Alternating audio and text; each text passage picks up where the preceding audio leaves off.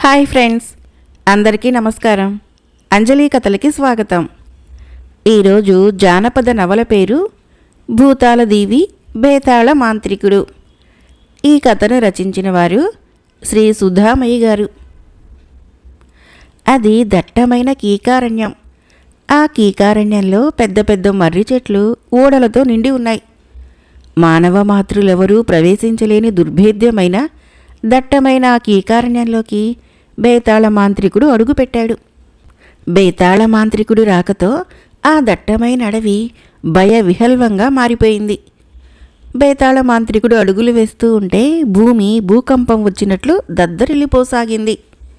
చేతిలో ఉన్న పొడవాటి మంత్రదండాన్ని నేలపైన తాటిస్తుంటే ఆకాశం ఉరిమినట్లు, మేఘాలు గర్జించినట్లు శబ్దం వస్తోంది.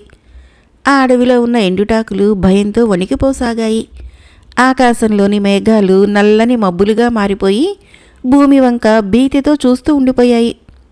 వాటి కింద ఎగురుతున్న పక్షులు భయంతో వణికిపోతూ ఆ ప్రదేశం నుంచి దూరంగా ఎగిరిపోసాగాయి. అడవిలోని చెట్ల కొమ్మలు విరిగిపడసాగాయి. మర్రి చెట్ల ఊడలు ఊగిపోసాగాయి.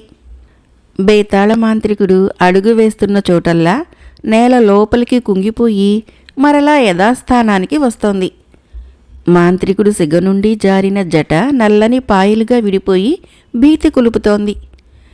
అంతలో బేతాళ మాంత్రికుడు నడకకు ఆటంకం కలిగింది. ఒక మర్రి చెట్టు ఊడలు మాంత్రికుడిని తాకాయి. అలా తాకగానే ఉగ్రుడైన మాంత్రికుడు కళ్ళలో నిప్పులు కురిపిస్తూ చెట్టు వైపుకు చూశాడు. మాంత్రికుడి కళ్ళలోని నిప్పులు ఆ మర్రి చెట్టును తాకాయి. అంతే, ఆ మర్రి చెట్టు ఒక్కసారిగా బగ్గున మండిపోయింది.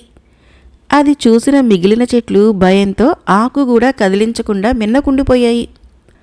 భీతితో స్తంభించిపోయిన గాలి చెట్ల ఆకుల మాటున దాక్కుండిపోయింది. అది చూసిన ఒక పక్షి భయంతో అక్కడి నుంచి ఎగిరిపోతూ ఉండగా మాంత్రికుడి ముందు ఆ పక్షి నీడ కనిపించింది. ఆ నీడని మాంత్రికుడు తీక్షణంగా చూడగా పైన ఎగురుతున్న పక్షి మాడి మసైపోయింది. ఆ నీడ నుంచి పొగలు రావటం మొదలైంది. అలా కీకారణ్యంలో కొంత దూరం నడిచిన తర్వాత బేతాళ మాంత్రికుడు ఒక ప్రదేశంలోకి అడుగుపెట్టాడు. ఆ ప్రదేశంలో ఎన్నో మర్రి చెట్లు విస్తరించి ఉన్నాయి. వాటి ఊడలన్నీ నేల మీద పరుచుకొని నేల కనిపించకుండా పోయింది.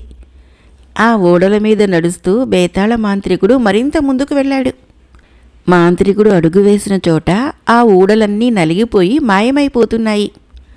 మాంత్రికుడు అతి పెద్దదైన ఒక మర్రి చెట్టు ముందు ఆగిపోయాడు. అది ఎంతో దూరం విస్తరించిన అతి పెద్దదైన మర్రి చెట్టు ఆకాశాన్ని తాకుతుందా అన్నట్లు ఉంది. ఆ మర్రి చెట్టుకున్న ఊడలు ఆకాశం నుంచి వ్రేలాడుతున్న కొమ్మల్లాగా అనిపిస్తున్నాయి. ఆ మర్రి చెట్టు లోపల ఒక సొరంగం ఉంది.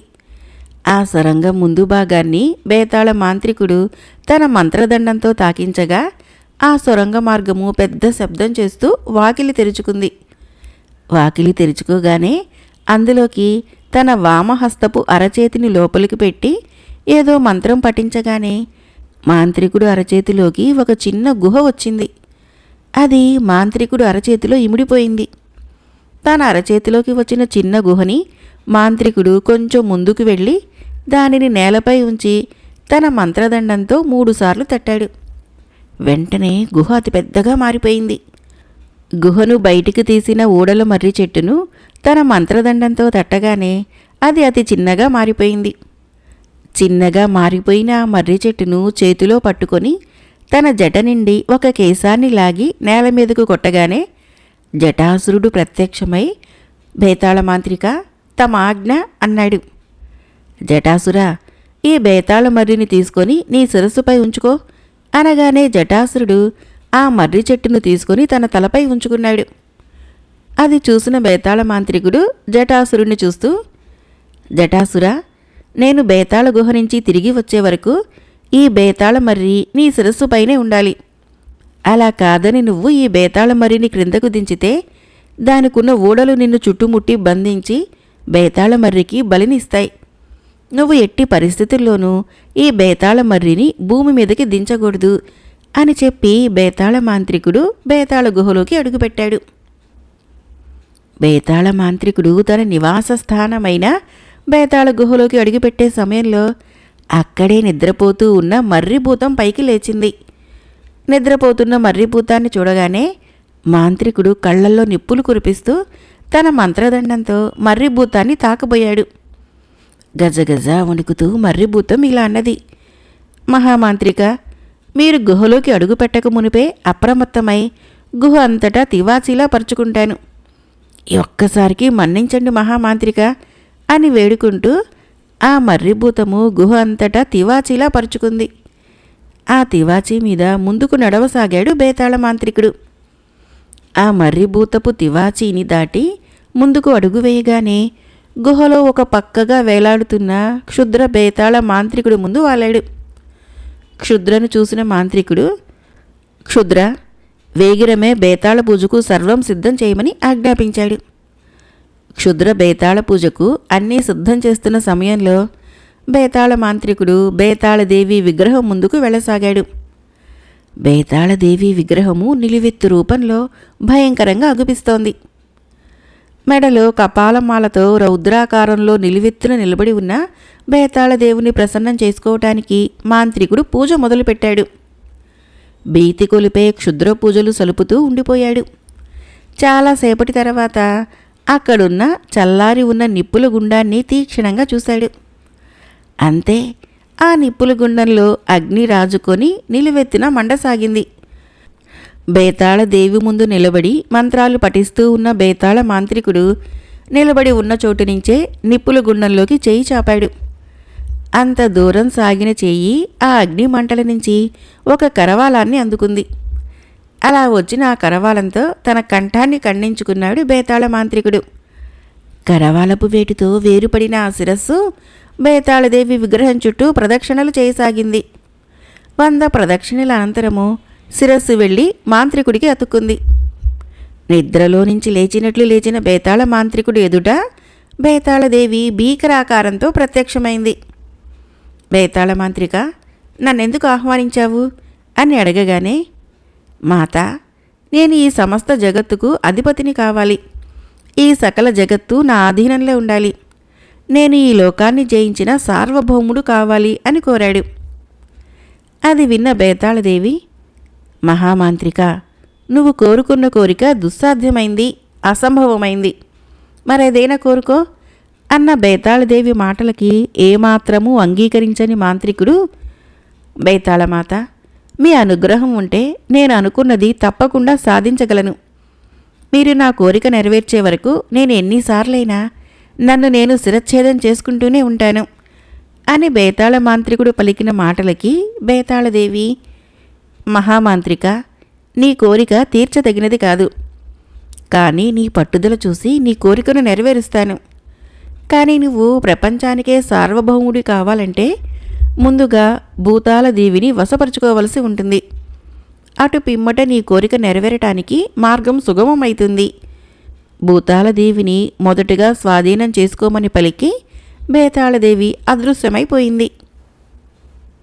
బేతాళదేవి చెప్పిన మాటలని మననం చేసుకుంటూ బేతాళ మాంత్రికుడు ఆలోచనలో మునిగిపోయాడు.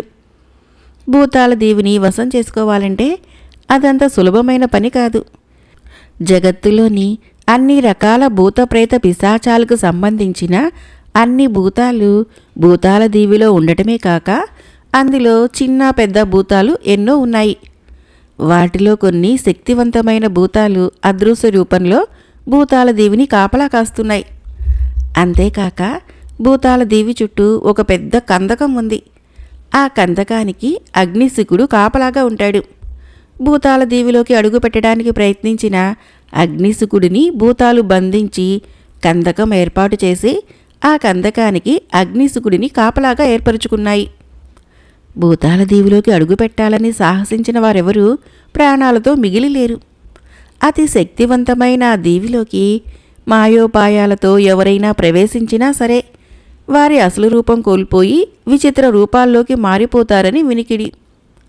భూతాళదేవి చుట్టూ ఉన్న కందకము అగ్నిశిఖలతో నిండి ఉంటుంది. ఎవరైనా ఆ కందకం దరిదాపులకి ప్రవేశిస్తే ఆ కందకంలోని అగ్నిశిఖలు ఉవ్వెత్తున ఆకాశానికి ఎగిసిపడతాయి. ఆ అగ్నిశిఖల సెగ దాటికే మాడి మసైపోతారు. కాబట్టి ఆ భూతాల దీవి వైపు తొంగి చూడటానికి కూడా సాహసించరు ఎవరు. అటువంటి దుర్భేద్యమైన భూతాల దీవిని వశం చేసుకోవటము ఎలా అని బేతాళ మాంత్రికుడు ఆలోచిస్తూ కరాళ కింకిణీని ఆవాహన చేయటం మొదలుపెట్టాడు. కరాళ కింకిణీని బేతాళ మాంత్రికుడు ఆవాహన చేయటం మొదలుపెట్టగానే ప్రకృతిలో మార్పు మొదలైంది.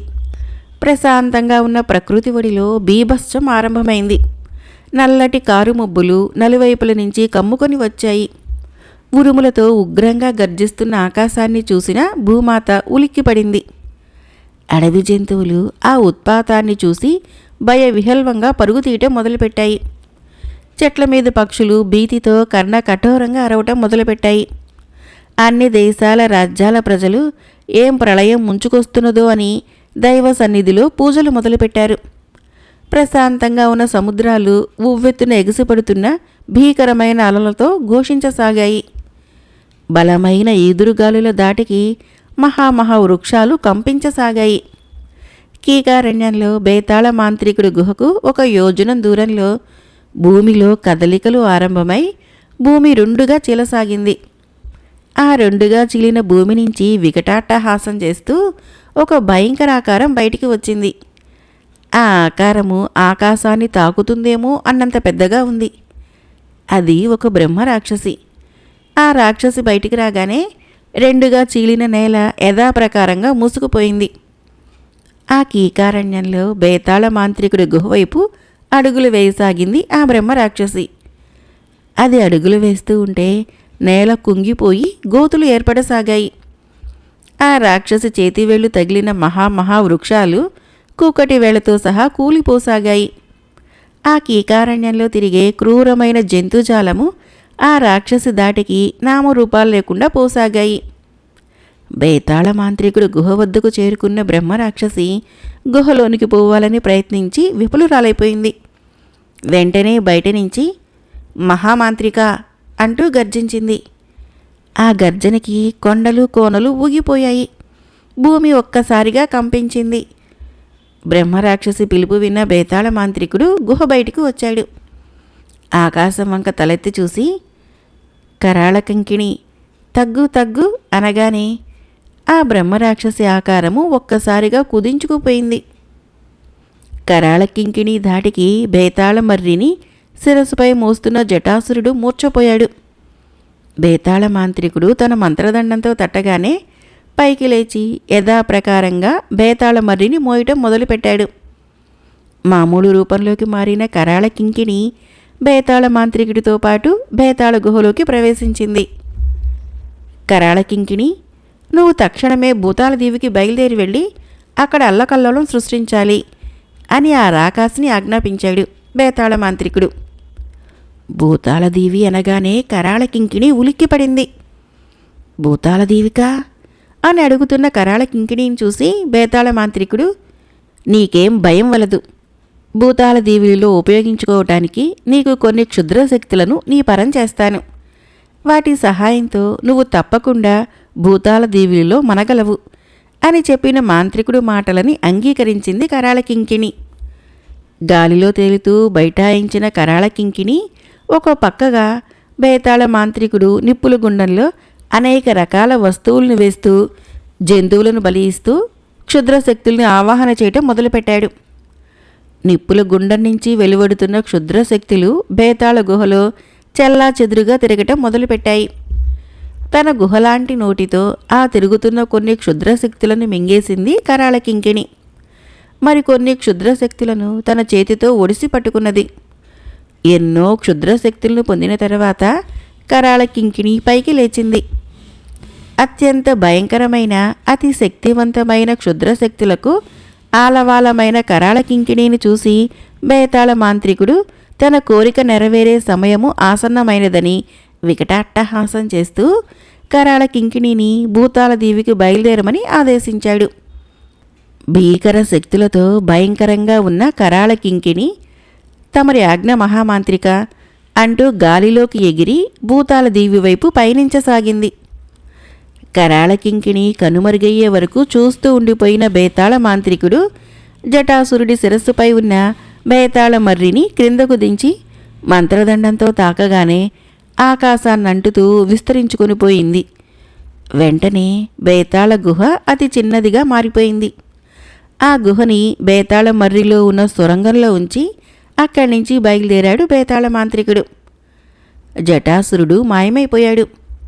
కొద్ది దూరం వెళ్ళిన తర్వాత బేతాళ మర్రి వైపు చూశాడు మాంత్రికుడు. ఆ బేతాళ మర్రి నిలువెత్తినా నిలబడి ఉన్న రాక్షసుడిలా అనిపిస్తోంది.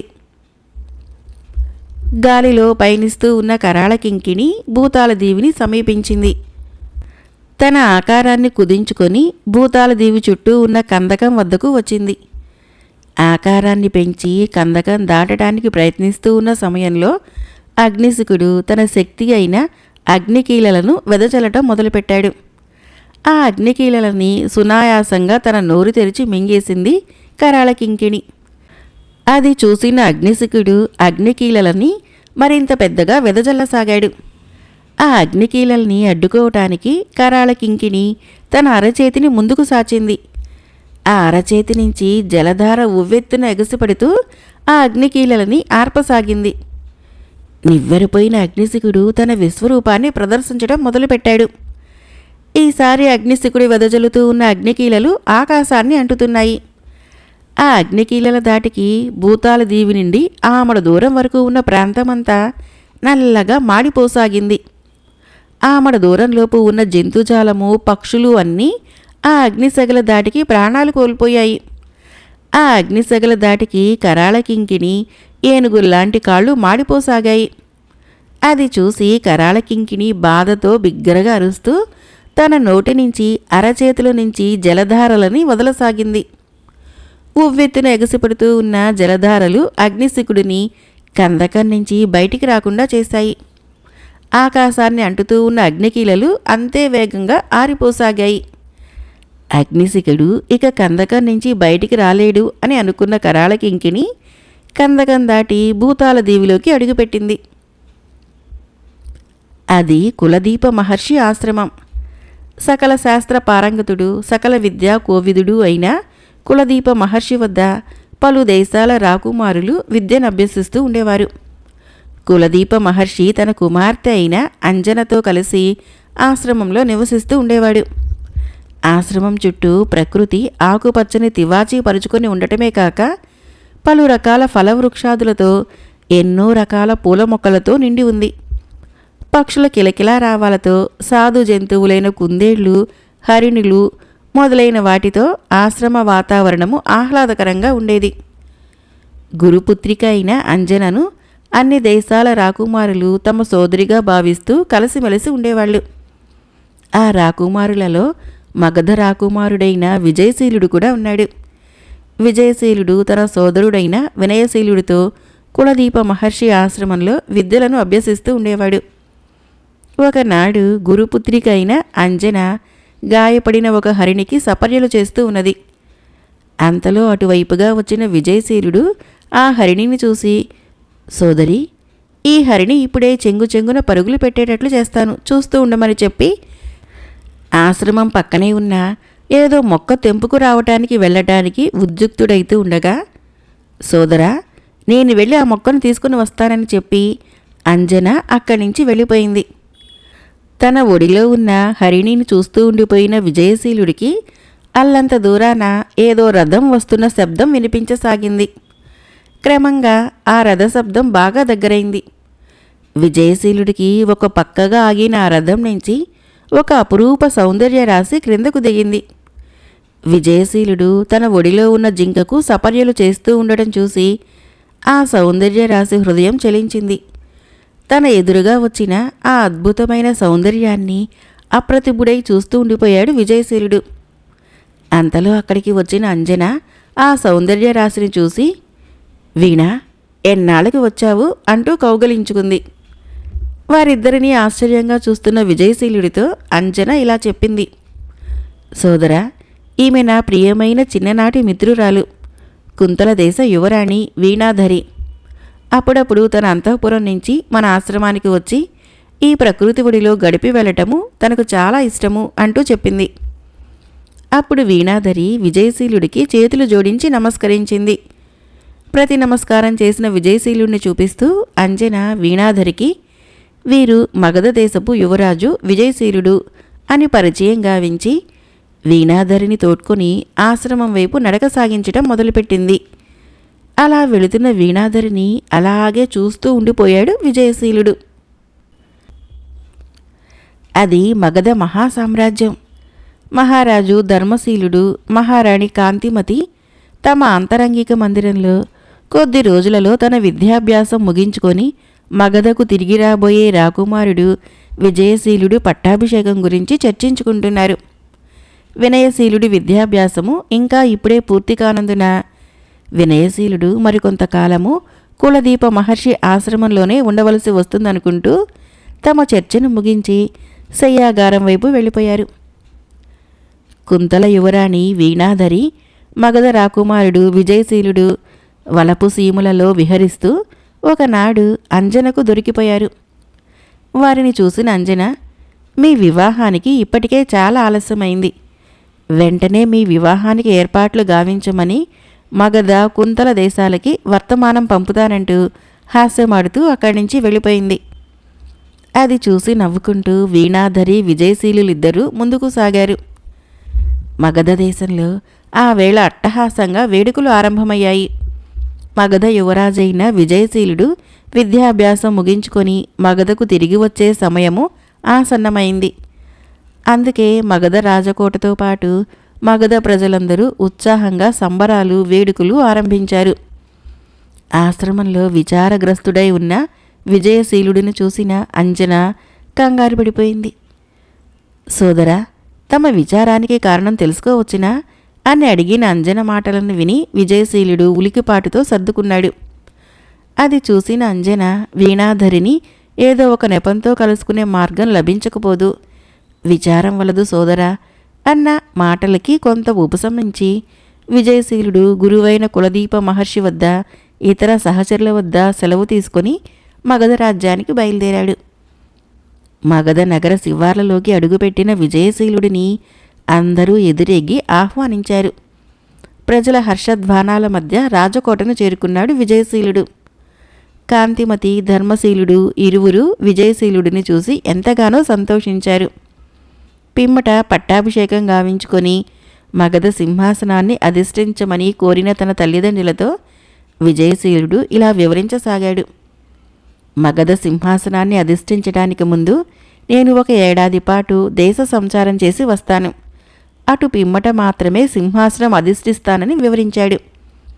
అంతేకాదు, 1 మాసం పాటు మగధ స్థితిగతులను క్షుణ్ణంగా పరిశీలించిన తర్వాత మాత్రమే దేశ పర్యటనకి వెళ్ళి వస్తానని అందుకు అనుమతి అడిగాడు విజయశీలుడు.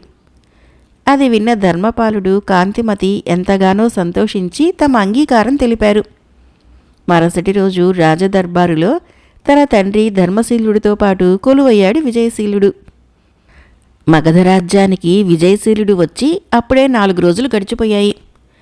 వినయశీలుడు కులదీప మహర్షి ఆశ్రమంలోనే ఉంటూ విద్యను కొనసాగిస్తున్నాడు. కుంతల దేశ యువరాణి వీణాధరి మగధ దేశం నుంచి వచ్చే వివాహ ప్రతిపాదన కోసము కళ్ళు కాయలు కాచేలా ఎదురుచూస్తోంది. సార్థక నామధేయురాలైన వీణాధరి అపర సరస్వతి సకల శాస్త్రాలని, కళలని ఔపోసన పట్టి చుట్టుపక్కల దేశాలలో తనకెవరూ సాటి లేరని పేరు తెచ్చుకుంది. ఆ వేళ విజయశీలుడి నఖచిత్రం గీస్తూ ఆలోచనలో మునిగిపోయిన వీణాధరి తన తండ్రి అయిన ఛత్రపాలుడు అటు పక్కగా రావటం గమనించలేదు. నఖచిత్రంలో ఎంతో అందంగా, సుందరంగా కనిపిస్తున్న విజయశీలుడిని చూసిన ఛత్రపాలుడికి తన కర్తవ్యం బోధపడి అక్కడి నుంచి వెళ్ళిపోయాడు. మగధ అతిపెద్ద వాణిజ్య కేంద్రం.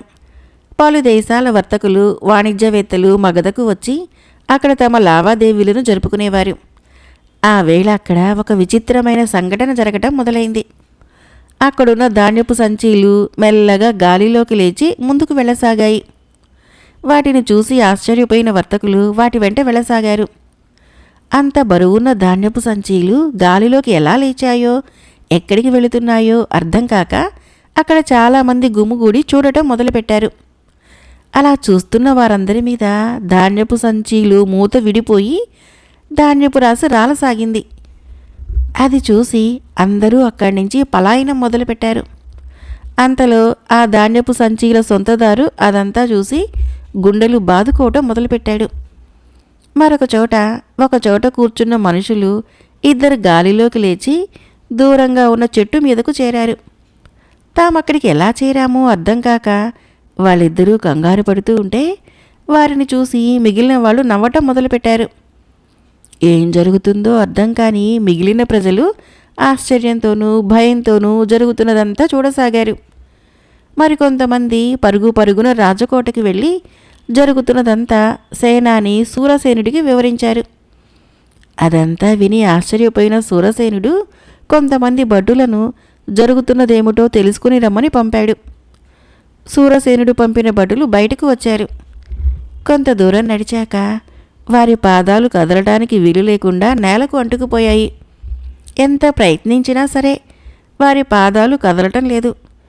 అంతే, అక్కడే ఆ భటులందరూ శిలా విగ్రహాల్లా కదలలేక అక్కడే నిలుచుండిపోయారు. మరో చోట చెట్ల కొమ్మలు వాటంతట అవే విరిగిపోయి గాలిలో పయనిస్తూ అందరిళ్లలోకి వెళ్ళి పడసాగాయి. ఇంటిగలవారు ఆవేశంతో బయటకు వచ్చి అక్కడెవరూ లేకపోవడంతో మిన్నకుండిపోయారు. ఇంతలో రాజభవనం నుంచి మరికొంతమంది భటులు వచ్చారు. వారందరూ హఠాత్తుగా పైకి లేచి కోట బురుజుల మీద కూర్చుండిపోయారు. అక్కడి నుండి కదలటానికి వీలు లేకుండా బురుజుల మీద అంటుకుపోయారు. వారిని చూసిన అందరూ నవ్వుకుంటూ వెళ్ళసాగారు. వారిలో ఒకడి తలపాగా పైకి లేచి అక్కడ విగ్రహాల్లో నిలబడి ఉన్న ఒక భటుడి మీద వాలింది. అసలేం జరుగుతుందో ఎవరికీ అర్థం కాని అయోమయ పరిస్థితి నెలకొంది. జరుగుతున్నదంతా తెలుసుకున్న సేనాని సూరసేనుడు మరికొంతమంది భటుల్ని వెంటబెట్టుకొని గుర్రం మీద వచ్చాడు. భటులందరూ అక్కడ జరుగుతున్నదంతా చోద్యంగా చూస్తున్నారు. ఏం జరుగుతున్నదో తెలుసుకోవాలని అనుకొని సూరసేనుడు గుర్రం దిగాలని ప్రయత్నించాడు. కానీ గుర్రం దిగటానికి రాలేదు. ఎంత ప్రయత్నించినా గుర్రం దిగలేక అలాగే గుర్రం మీదనే ఉండిపోయాడు సూరసేనుడు. అంతలో అక్కడికి కొంతమంది నీటి కడవల్ని తల మీద పెట్టుకుని వచ్చారు. ఇంతలో ఒక ఆవిడ తల మీద కడవ మెల్లగా పైకి లేచి పక్కనే నడుస్తున్న మరో ఆవిడ తలని గట్టిగా బాదింది. లబో దిబోమంటూ ఆవిడ పక్కన ఉన్న ఆవిడతో గొడవకు దిగింది.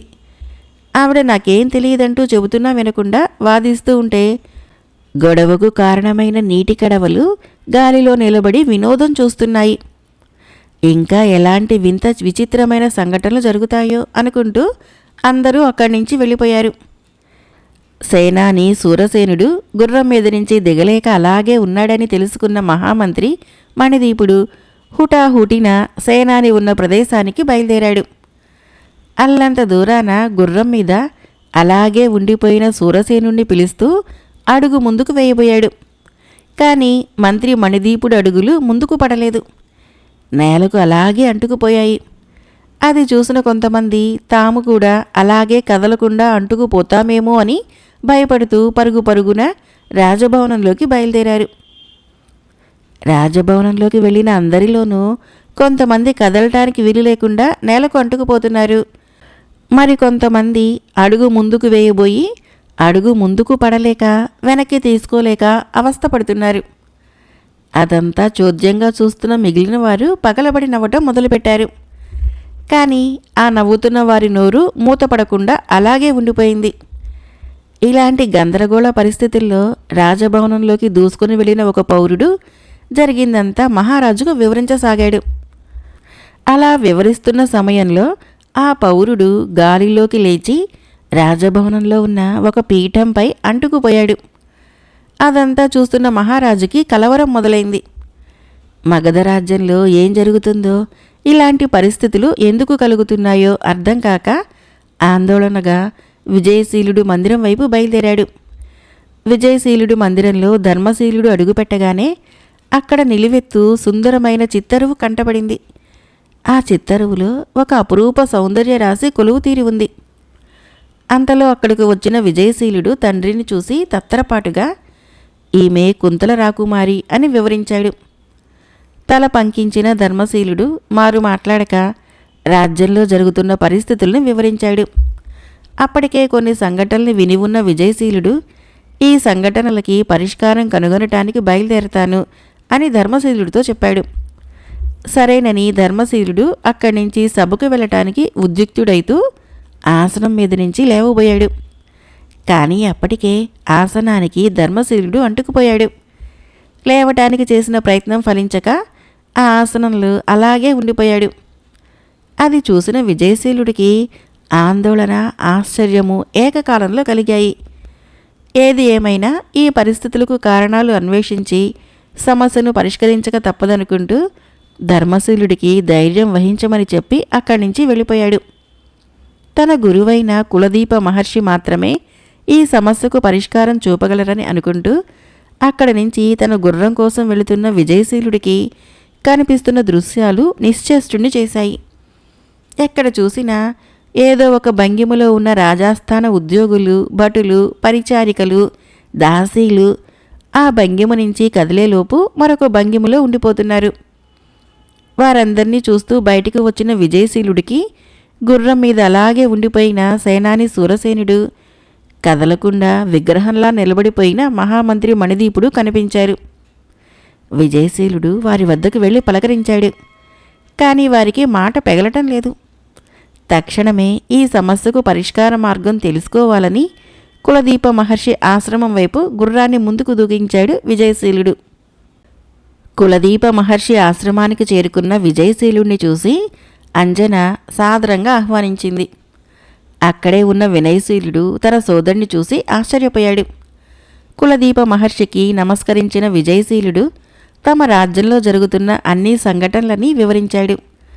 అంతా విన్న కులదీప మహర్షి విజయశీలుడిని వేచి ఉండమని చెప్పి ధ్యానంలో మునిగిపోయాడు. వినయశీలుడు విజయశీలుడితో, సోదరా, నేను మన రాజ్యానికి వస్తాను, అక్కడ జరిగే సంఘటనలు అంతు చూస్తాను అని అనగానే విజయశీలుడు, వద్దు సోదరా, మన గురుదేవులు ధ్యానం నుంచి బయటికి వచ్చాక ఏం చెప్తారో చూశాక నిర్ణయించుకుందామని చెప్పాడు. అంతలో ధ్యానం నుంచి బయటికి వచ్చిన కులదీప మహర్షి విజయశీలుడితో ఇలా వివరించాడు. నాయనా, మగధ రాజ్యంలో జరుగుతున్న సంఘటనలన్నింటికీ కారణము భూతాల దీవు నుంచి మగధలో అడుగుపెట్టిన భూతాలు. ఆ భూతాలే ఈ వింతలకి కారణం అని చెప్పగానే, భూతాల దీవా అంటూ ఆశ్చర్యపోయాడు విజయశీలుడు. కులదీప మహర్షి తిరిగి చెప్పటం ఆరంభించాడు. భూతాల దీవి కొన్ని వందల సంవత్సరాల క్రితము శాపవశాత్తు ఏర్పడింది. మహాశక్తివంతమైన ఆ భూతాల దీవిని వశం చేసుకున్నవారు జగత్తును శాసించే సార్వభౌములైతారు అని వివరించాడు. మరి ఆ భూతాల దీవి నుంచి మగధ రాజ్యానికి భూతాలు రావటానికి గల కారణమేమిటి గురుదేవా అని వినయశీలుడు అడిగిన ప్రశ్నకి కులదీప మహర్షి, అది ఆ భూతాల ద్వారానే తెలుసుకోవలసి ఉంటుంది నాయన అన్నాడు. అదంతా వింటున్న విజయశీలుడు, గురుదేవా, ఆ భూతాలన్నీ అదృశ్య రూపంలో ఉన్నట్లు అనిపిస్తోంది, మరి వాటిని గుర్తించడం ఎలాగా అని విజయశీలుడు అడిగిన ప్రశ్నకు సమాధానంగా కులదీప మహర్షి ఒక కండువాని విజయశీలుడికి అందజేశాడు. ఆ కండువాని అటూ ఇటూ తిప్పు చూస్తున్న విజయశీలుడితో, నాయనా, ఇది సామాన్యమైన కండువ కాదు, దీన్ని ధరిస్తే అదృశ్య రూపంలో ఉన్న భూతాలు నీకు కనిపిస్తాయి. కానీ ఆ సమయంలో నువ్వు ఆ భూతాలకు తప్ప మరొక ప్రాణికి కనిపించలేవు. కండువా తీసివేయగానే నీకు ఆ భూతాలు కనిపించలేవు. ఈ కండువా సహాయంతో ఆ భూతాలు మగధ రాజ్యంలోకి ఎందుకు అడుగుపెట్టాయో తెలుసుకుంటే సమస్యను పరిష్కరించుకోవచ్చు అని వివరించిన కులదీప మహర్షికి మనఃపూర్వకంగా నమస్కరించిన విజయశీలుడు తన సోదరుడితోనూ అంజన వద్దను సెలవు తీసుకుని తిరిగి మగధ రాజ్యానికి బయలుదేరాడు. కులదీప మహర్షి అందజేసిన కండువాతో మగధ రాజ్యాన్ని చేరుకున్న విజయశీలుడు తక్షణమే కండువాని ధరించి అదృశ్య రూపంలో ఉంటూ ఏం జరుగుతుందో గమనిస్తూ అక్కడ దృశ్యాలను చూసి నివ్వెరపోయాడు. అక్కడ ఎన్నో చిన్న పెద్ద భూతాలు వేలాదిగా ఉన్నాయి. అవన్నీ కలిసి అందరినీ అల్లరి పెడుతున్నాయి. కొన్ని భూతాలు చెట్టు కొమ్మలు విరిచి ఇళ్లల్లోకి పడేస్తున్నాయి. మరికొన్ని భూతాలు మనుషుల చేతుల్లోని వస్తువుల్ని తీసుకొని వారిని ఏడిపిస్తున్నాయి. మరికొన్ని భూతాలు మనుషుల్ని కదలకుండా విగ్రహాల్లా ఉండేటట్లు చేసి వినోదిస్తున్నాయి. కొన్ని పిల్లభూతాలు నీటి కడవలలోని నీటిని మరొకరి మీద పోయటము, ఒకరి తలపాగాలు తీసి వేరొకరి తల మీద పెట్టడం లాంటివి చేస్తూ ఆడుకుంటున్నాయి. అంతేకాక ధాన్యపు సంచులు పైకి లేపి అందులోని ధాన్యాన్ని అక్కడున్న వర్తకుల మీద పోస్తుంటే ఇతర దేశాల నుంచి వచ్చిన వర్తకులు జడుసుకొని పలాయన మంత్రం పఠిస్తున్నారు. అలా పారిపోతున్న వారి వెంటపడిన భూతాలు వారిని కదలకుండా ఆపేస్తున్నాయి. వారందర్నీ చూస్తున్న విజయశీలుడు ఒక భూతం వద్దకు వెళ్ళి, ఇదంతా ఏమిటి, ఇలా ఎందుకు చేస్తున్నారు అని అడగగానే ఉలిక్కిపడిన ఆ భూతము విజయసేనుని చూసి దూరంగా పారిపోయింది. భూతాల వద్దకు వెళుతున్న విజయశీలుని చూస్తూ ఇతర భూతాలు అందర్నీ సతాయించడం మానేసి విజయశీలుడి వెంట పడ్డాయి. ఆ భూతాలన్నింటినీ చూసిన విజయశీలుడు, మీరంతా భూతాల దీవి నుంచి ఇక్కడికి వచ్చారని నాకు తెలుసు. కానీ ఇక్కడికి ఏమాశించి వచ్చి ఇలా మా రాజ్య ప్రజలందరినీ భయప్రాంతులకు గురి చేస్తున్నారో వివరించండి అని విజయశీలుడు అడిగిన ప్రశ్నకి భూతాలు మారు మాట్లాడక అన్నీ అలా నిలబడిపోయాయి. ఆ భూతాలలో ఉన్న అతిపెద్ద భూతము విజయశీలుడి వద్దకు వచ్చి, రాకుమారా, మేమందరము భూతాల దీవి నుంచి వచ్చామని కనుగొన్న మీరు మాత్రమే మాకు సహాయం చేయగలరని, అంతేకాక అదృశ్య రూపంలో ఉన్న భూతాలన్నీ మీకు కనిపిస్తున్నాయంటే మీరు సామాన్య మానవులు కాదని మాకు అర్థమైంది. మీ నుండి మా భూతాలన్నీ సహాయం కోరుతున్నాయి అని అరవసాగాయి. ఆ భూతాలలో ఉన్న బుల్లి బుల్లి భూతాలు విజయశీలుడు ముందుకు వచ్చి, మేము మా భూతాల దీవులలో ఉండేందుకు మీరే సహాయం చేయాలని విజయశీలుడు పాదాలపై వందలాది బుల్లి భూతాలు వాలాయి.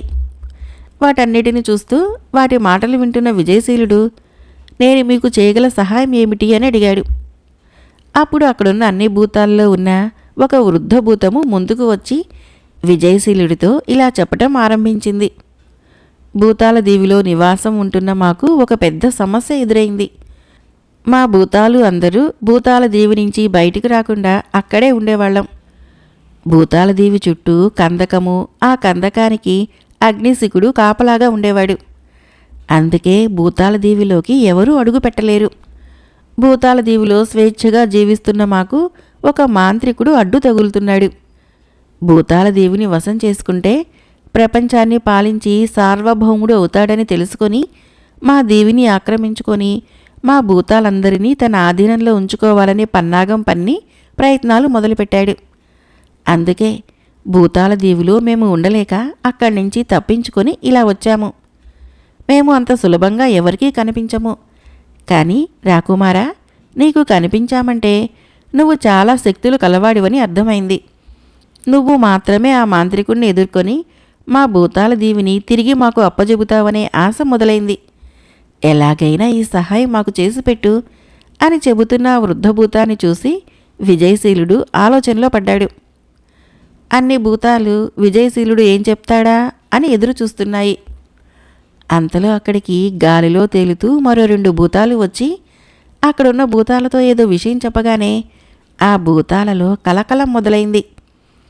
ఆ కలకలాన్ని చూస్తున్న విజయశీలుడు ఏం జరిగింది అని అడగగానే ఆ కొత్తగా వచ్చిన భూతాలు విజయశీలుడిని చూసి ఆశ్చర్యపోయాయి. పిమ్మట విజయశీలుడు భూతాల దీవిని తిరిగి తమ స్వాధీనం చేయబోతున్నాడని తెలిసి సంతోషించాయి. భూతాల దీవిలో మరలా ఏం జరిగింది అనే విజయశీలుడు అడిగిన ప్రశ్నకు బదులుగా ఆ భూతాలు ఇలా చెప్పసాగాయి. భూతాల దీవిలో మాంత్రికుడు పంపిన రాక్షసి కరాళ కింకిణి అల్లకల్లోలం సృష్టించడం మొదలుపెట్టింది. కరాళ కింకిణి పెట్టే బాధలు భరించలేని భూతాలు భూతాల దీవి నుంచి బయటికి రావటం మొదలుపెట్టాయి. భూతాలన్నీ మాంత్రికుడు ఆధీనంలోనే ఉండాలని కరాళ కింకిణి తీవ్రంగా ప్రయత్నిస్తోంది. మాంత్రికుడు ఆధీనంలో ఉండటానికి అంగీకరించని భూతాలు భూతాల దీవి నుంచి మానవ ప్రపంచంలోకి అడుగు పెడుతున్నాయి. మగధ రాజ్యంలోకి ప్రవేశించిన భూతాల దండుతో మీరు మాట్లాడుతున్నారు. కానీ కుంతల రాజ్యంలోకి ప్రవేశించిన మా తోటి భూతాలు అల్లరి చేయడంతో ఆగిపోకుండా కుంతల రాకుమారి అయిన వీణాధరిని ఎత్తుకొని వచ్చాయి. వీణాధరిని భూతాల దీవిలో బంధించి ఆట పట్టించాలనుకున్న మా భూతాలకి చుక్కెదురైంది. అక్కడే ఉన్న కరాళ కింకిణి అప్పటికే మూర్చపోయి ఉన్న వీణాధరిని అక్కడి నుంచి ఎత్తుకొని వెళ్ళిపోయింది అని చెప్తుంటే వీణాధరిని భూతాలు ఎత్తుకెళ్ళాయి అన్న మాట వినగానే ఆవేశం పొంగుకొచ్చిన విజయశీలుడు కండువా తీసేసి భూతాల ముందు నుంచి మాయమైపోయాడు. ఇప్పుడు వీణాధరి భూతాలదేవిలో బందీగా ఉంది అనే విషయం తప్ప విజయశీలుడు మరొక విషయం ఆలోచించడం లేదు.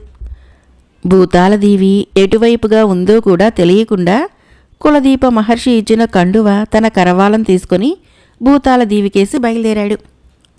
వీణాధరి రూపం మదిలో మెదులుతూ ఉంటే భూతాలదేవికి వేగిరం చేరుకోవాలని యోచిస్తూ ముందుకు సాగుతున్నాడు విజయశీలుడు. హఠాత్తుగా విజయశీలుడికి ఒక విషయం గుర్తుకు వచ్చింది. భూతాలు తమ రాజ్యంలోని అందరినీ ఆట పట్టించాయి. చివరికి మహారాజు ధర్మశీలుణ్ణి కూడా వదల్లేదు. కానీ తన జోలికి మాత్రం రాలేదు. అంటే ఆ భూతాలకి తాను మాత్రమే భూతాలదేవిని రక్షిస్తానని ముందే తెలుసా అని ఆలోచిస్తూ ముందుకు సాగుతున్నాడు విజయశీలుడు. వీణాధరి ఎలా ఉందో అన్న బాధ విజయశీలుణ్ణి వేగిరమే భూతాలదేవిని చేరుకోమని తొందర పెడుతోంది. కానీ భూతాలదేవి ఎక్కడుందో తెలియకనే సాగుతున్నాడు. కనీసము భూతాలదేవి ఎక్కడుందో అడిగి తెలుసుకుని ఉంటే బాగుండేది అనుకున్నాడు విజయశీలుడు. తనకు తెలియకుండానే ముందుకు సాగిపోతున్నాడు విజయశీలుడు. అడవులు, చెట్లు, చేమలు అన్నీ దాటుకుంటూ ముందుకు వెళుతున్న విజయశీలుడికి ఒకచోట ఒక ప్రదేశంలో పచ్చని పచ్చికతో పాటు కొన్ని ఫలవృక్షాలు కనిపించాయి. అడవిలో ఉన్న ఆ ప్రదేశము కొద్ది మేర మాత్రమే ఆహ్లాదకరంగా ఉంది. అక్కడ ఉన్న పచ్చికలో గుర్రాన్ని వదిలి ఆ ఫలవృక్షాల క్రింద విశ్రమించాడు విజయశీలుడు. కొద్దిసేపటి తర్వాత తన మీద ఏవో పడుతున్నట్లుగా అనిపించి కళ్ళు తెరిచాడు. అక్కడ వర్షం కురుస్తోంది. కానీ అది మామూలు వాన కాదు, కెంపుల వాన. ఆకాశం నుంచి కెంపులు వానలా కురుస్తున్నాయి. ఆ ప్రదేశమంతటా ఎర్రని వింతకాంతులతో వెలిగిపోతుంది. చుట్టూ ఎన్నో కెంపులు. వాటిని చూసి ఆశ్చర్యపోయాడు విజయశీలుడు. ఒక కెంపును చేతిలోకి తీసుకుని చూశాడు విజయశీలుడు. అవి మేలిమి జాతి కెంపులు. వాటిలో కొన్ని కెంపుల్ని మాత్రమే తీసుకొని తన దుస్తులలో భద్రపరుచుకున్నాడు. కొద్దిసేపటి తర్వాత కెంపుల వాన ఆగిపోయింది. వాన ఆగిపోగానే అక్కడ పడిన కెంపులన్నీ ఎర్రటి పుష్పాలుగా మారిపోయాయి. అవి సుమధుర పరిమళాలని వెదజల్లుతున్నాయి. అవన్నీ అబ్బురంగా ఆస్వాదిస్తూ అక్కడి నుంచి ముందుకు సాగాలని ఉద్యుక్తుడయ్యాడు విజయశీలుడు. అంతలో అక్కడికి ఒక పావురం వచ్చి విజయశీలుడికి కొద్ది దూరంలో వాలింది. అక్కడ పుష్పాలుగా మారిన కెంపులను చూస్తూ తన శరీరాన్ని నేలకు కొట్టుకోవటం ఆరంభించింది. అది చూసిన విజయశీలుడు ఆ పావురాన్ని తన చేతుల్లోకి తీసుకున్నాడు. తన చేతుల్లోకి తీసుకున్న పావురము విజయశీలుడి కళ్ళలోకి దీనంగా చూసింది. ఆ పావురానికి ఏ కష్టం కలిగిందో అర్థం కాని విజయశీలుడు, "ఏం జరిగింది కపోమిత్రమా?" అని అడిగాడు. అందుకు సమాధానంగా ఆ పావురము విజయశీలుడి దుస్తులలో భద్రపరిచిన కెంపుల మూట నుంచి వెలువడుతున్న ఎర్రటి కాంతుల వంక చూడసాగింది. అది గమనించిన విజయశీలుడు ఆ కెంపుల మూటని బయటికి తీశాడు. ఆ కెంపుల మూటని తన ముక్కుతో తెరిచింది పావురం. అదేం చేస్తుందో అర్థం కాని విజయశీలుడు అలా చూస్తుండిపోయాడు. చిత్రంగా ఆ మూటలో 6 కెంపులు మాత్రమే ఉన్నాయి. ఆ 6 కెంపులలో ఒక కెంపుని ఆ పావురం మింగేసింది. వెంటనే ఆ పావురం మాట్లాడటం మొదలుపెట్టింది. "రాకుమారా, కెంపు ఇచ్చినందుకు మీకు నా కృతజ్ఞతలు" అని పలికింది. అది చూసిన విజయశీలుడు ఆశ్చర్యంగా పావురం వంక చూస్తూ, "కపోతమిత్రమా, నీవు మానవ భాష మాట్లాడుతున్నావే" అని అడుగగా పావురము ఇలా చెప్పడం మొదలుపెట్టింది. "మేము యక్షులం. నేను నా మిత్రులు కొంతమంది యక్షులతో కలిసి భూలోకంలో వింతలు విశేషాలు చూడటానికి రావాలని నిర్ణయించుకున్నాం. కానీ మా యక్షరాజు మమ్మల్ని భూలోకానికి వెళ్ళటానికి అనుమతించలేదు. భూలోకానికి వెళ్ళటము చాలా ప్రమాదమని, అక్కడికి వెళితే తిరిగి రావటం చాలా కష్టమని నచ్చజెప్ప చూసిన మా యక్షరాజు మాటల్ని మేము పెడచెవిన పెట్టాము. మా పట్టుదల చూసి యక్షరాజు మమ్మల్ని భూలోకానికి కొన్ని షరతుల మీద పంపటానికి ఒప్పుకున్నాడు. యక్షరూపంలో భూలోకంలో సంచరించడానికి వీలు లేదు. కావున మమ్మల్ని ఏదైనా పక్షి రూపంలోకి మారిపోవాలని, కానీ ఆ సమయంలో యక్షులకున్న శక్తులు పనిచేయవని, ఆ పక్షికి ఉన్న సాధారణ శక్తులు మాత్రమే ఉంటాయని, అంతేకాక పున్నమి నాడు కెంపుల వనంలో చంద్రకాంతి వెలుగులో వేచి ఉండాలని, ఆ సమయంలో వచ్చే యక్షరథంలో మాత్రమే మేమందరము యక్షలోకం చేరాలని, ఒకవేళ పున్నమి రోజు మేము యక్షలోకంలోకి చేరలేకపోతే మరలా పున్నమి వచ్చే వరకు వేచి ఉండక తప్పదని యక్షరాజు మమ్మల్ని హెచ్చరించాడు. మేము అన్నిటికీ సిద్ధపడి అందరము పావురాల రూపం ధరించి భూలోకంలో ఈ కెంపుల వనంలోకి దిగాము. తర్వాత అందరము పావురాల రూపంలోనే ఎగురుతూ భూలోక ప్రకృతిని ఆస్వాదించసాగాము. కానీ ఒకచోట ఆకుపచ్చటి పూలతోట మమ్మల్ని ఆకర్షించింది. అదేమిటో చూద్దామని మేమందరము ఆ తోట పైన వాలిపోయాం. కానీ అది తోట కాదని, అదొక పెద్ద వల అని, ఆ వలలో చిక్కుకుపోయామని మాకు అర్థమైంది. యక్షరాజు మాటలు లక్ష్య పెట్టకుండా భూలోకానికి రావటము మేం చేసిన తప్పిదమని అర్థమైంది. అంతలో అక్కడికి ఒక రాక్షసుడు వచ్చాడు. వాడు మమ్మల్ని వలను లేపుకొని గాలిలో పయనించి ఒక పాడుబడిన కోటలో ఒక పెద్ద పంజరంలో మమ్మల్ని బంధించాడు. రోజుకో పావురం చొప్పున తింటూ వచ్చాడు. యక్షరాజును ప్రార్థించగా కెంపుల వనంలో ఏడాదికి ఒకసారి కురవబోయే కెంపుల వాన కురిసే సమయము ఆసన్నమైంది. ఆ కెంపులను మింగి ఆ కెంపుల వనం పక్కన ఉన్న సెలయేటిలో మునిగితే మాకు యథారూపం వస్తుందని యక్షరాజు అదృశ్యవాణి మాకు వినిపించింది. నేను, నాతో ఇంకా 4 మిత్రులు మాత్రమే బ్రతికి ఉన్నాము. నేనొక్కడిని రాక్షసుడి బారి నుంచి తప్పించుకొని ఈ కెంపుల వనం చేరుకున్నాను. కానీ నేను ఇక్కడికి చేరుకునేసరికి కెంపుల వాన ఆగిపోయింది. అందుకే ఈ పావురం రూపంలోనే ఆత్మహత్య చేసుకోవాలనుకున్నాను అంటూ ఆ పావురం చెప్పడం ముగించింది. అంతా విన్న విజయశీలుడు, కపోత మిత్రమా, ఇంకా ఆలస్యం ఎందుకు? వెంటనే నిన్ను ఈ కెంపుల వనం పక్కన ఉన్న సెలయేటికి తీసుకుని వెళతాను అనగానే ఆ పావురము, వద్దు రాకుమారా, నేనొక్కడిని నా అసలు రూపం పొంది ఏకాకిగా యక్షలోకం చేరుకోలేను. నా మిత్రులందరూ నా కళ్ళెదురుగానే రాక్షసుడి చేతిలో బలయ్యారు. నేను ఈ భూలోకంలోనే ఉండిపోయి ఈ పావురం రూపంలోనే ప్రాణాలు వదులుతాను అని పావురం పలికిన మాటలు విని, కపోత మిత్రమా, చింతించవలదు, నీ మిత్రుల్ని రాక్షసుడి బారి నుంచి నేను రక్షిస్తాను అన్న విజయశీలుడు మాటలు విని ఆ పావురం ఎంతగానో సంతోషించింది. రాకుమారా, నీ ప్రయాణం ఎక్కడిదాకా అని అడిగిన పావురానికి జరిగిందంతా వివరించసాగాడు విజయశీలుడు. కుంతల రాకుమారి వీణాధరి భూతాలదేవిలో ఉన్న భూతాల్ని చూసి మూర్ఛపోయింది. భూతాల వద్ద ఉన్న ఆ అపురూప సౌందర్య రాశిని అబ్బురంగా చూసింది కరాళ కింకిణి. అంత అద్భుతమైన సౌందర్యాన్ని ఆ రాక్షసు ఎప్పుడూ చూసి ఉండలేదు. కాబట్టి భూతాల్ని తరిమికొట్టి వీణాధరిని తన చేతుల్లోకి తీసుకున్నది. తన వీపుకు చిన్నపిల్లను కట్టుకున్నట్లు కట్టుకొని తిరగటం మొదలుపెట్టింది. విజయశీలుడు చెప్పిందంతా విన్న పావురము, భూతాలదీవా అంటూ భూతాలదీవికి చేరటానికి నేను, నా మిత్రులు తప్పక సహాయం చేస్తామంటూ మాట ఇచ్చింది. తర్వాత పావురం చెప్పిన ప్రకారము కొన్ని కెంపుల పూలని తన దగ్గరే భద్రపరుచుకున్నాడు విజయశీలుడు. వాటిని సూర్యకాంతిలో ఉంచితే వాటి సువాసన ఎంతో దూరం వరకు వ్యాపించసాగింది. పిమ్మట రాక్షసుడి కోటకు బయలుదేరదామని విజయశీలుడి మాటను అంగీకరిస్తూ రాక్షసుడు ఉండే పాడుబడిన కోట వైపుకు ఎగరసాగింది పావురం. గుర్రం మీద పావురాన్ని అనుసరిస్తూ వెళ్ళసాగాడు విజయశీలుడు. భూతాల దీవిలో అల్లకల్లోలం సృష్టిస్తున్న కరాళ కింకిణి తన వీపును మోస్తున్న వీణాధరిని అపురూపంగా చూసుకుంటోంది. భూతాల దీవిలో జరుగుతున్న కల్లోలం గురించి ఎప్పటికప్పుడు తెలుసుకుంటున్న బేతాళ మాంత్రికుడు భూతాలదేవి తన వశం అయినట్లే అనుకుంటున్నాడు. కుంతల దేశంలో యువరాణి వీణాధరి మాయమైందని గందరగోళం కొనసాగుతోంది.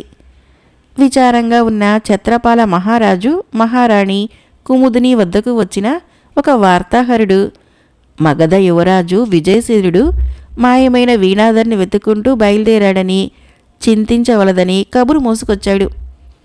ఆ కబురు విన్న రాజదంపతుల వదనాలలో ఆనందం వెళ్ళి విరిసింది. మనసులలో నిశ్చింత విరబూసింది.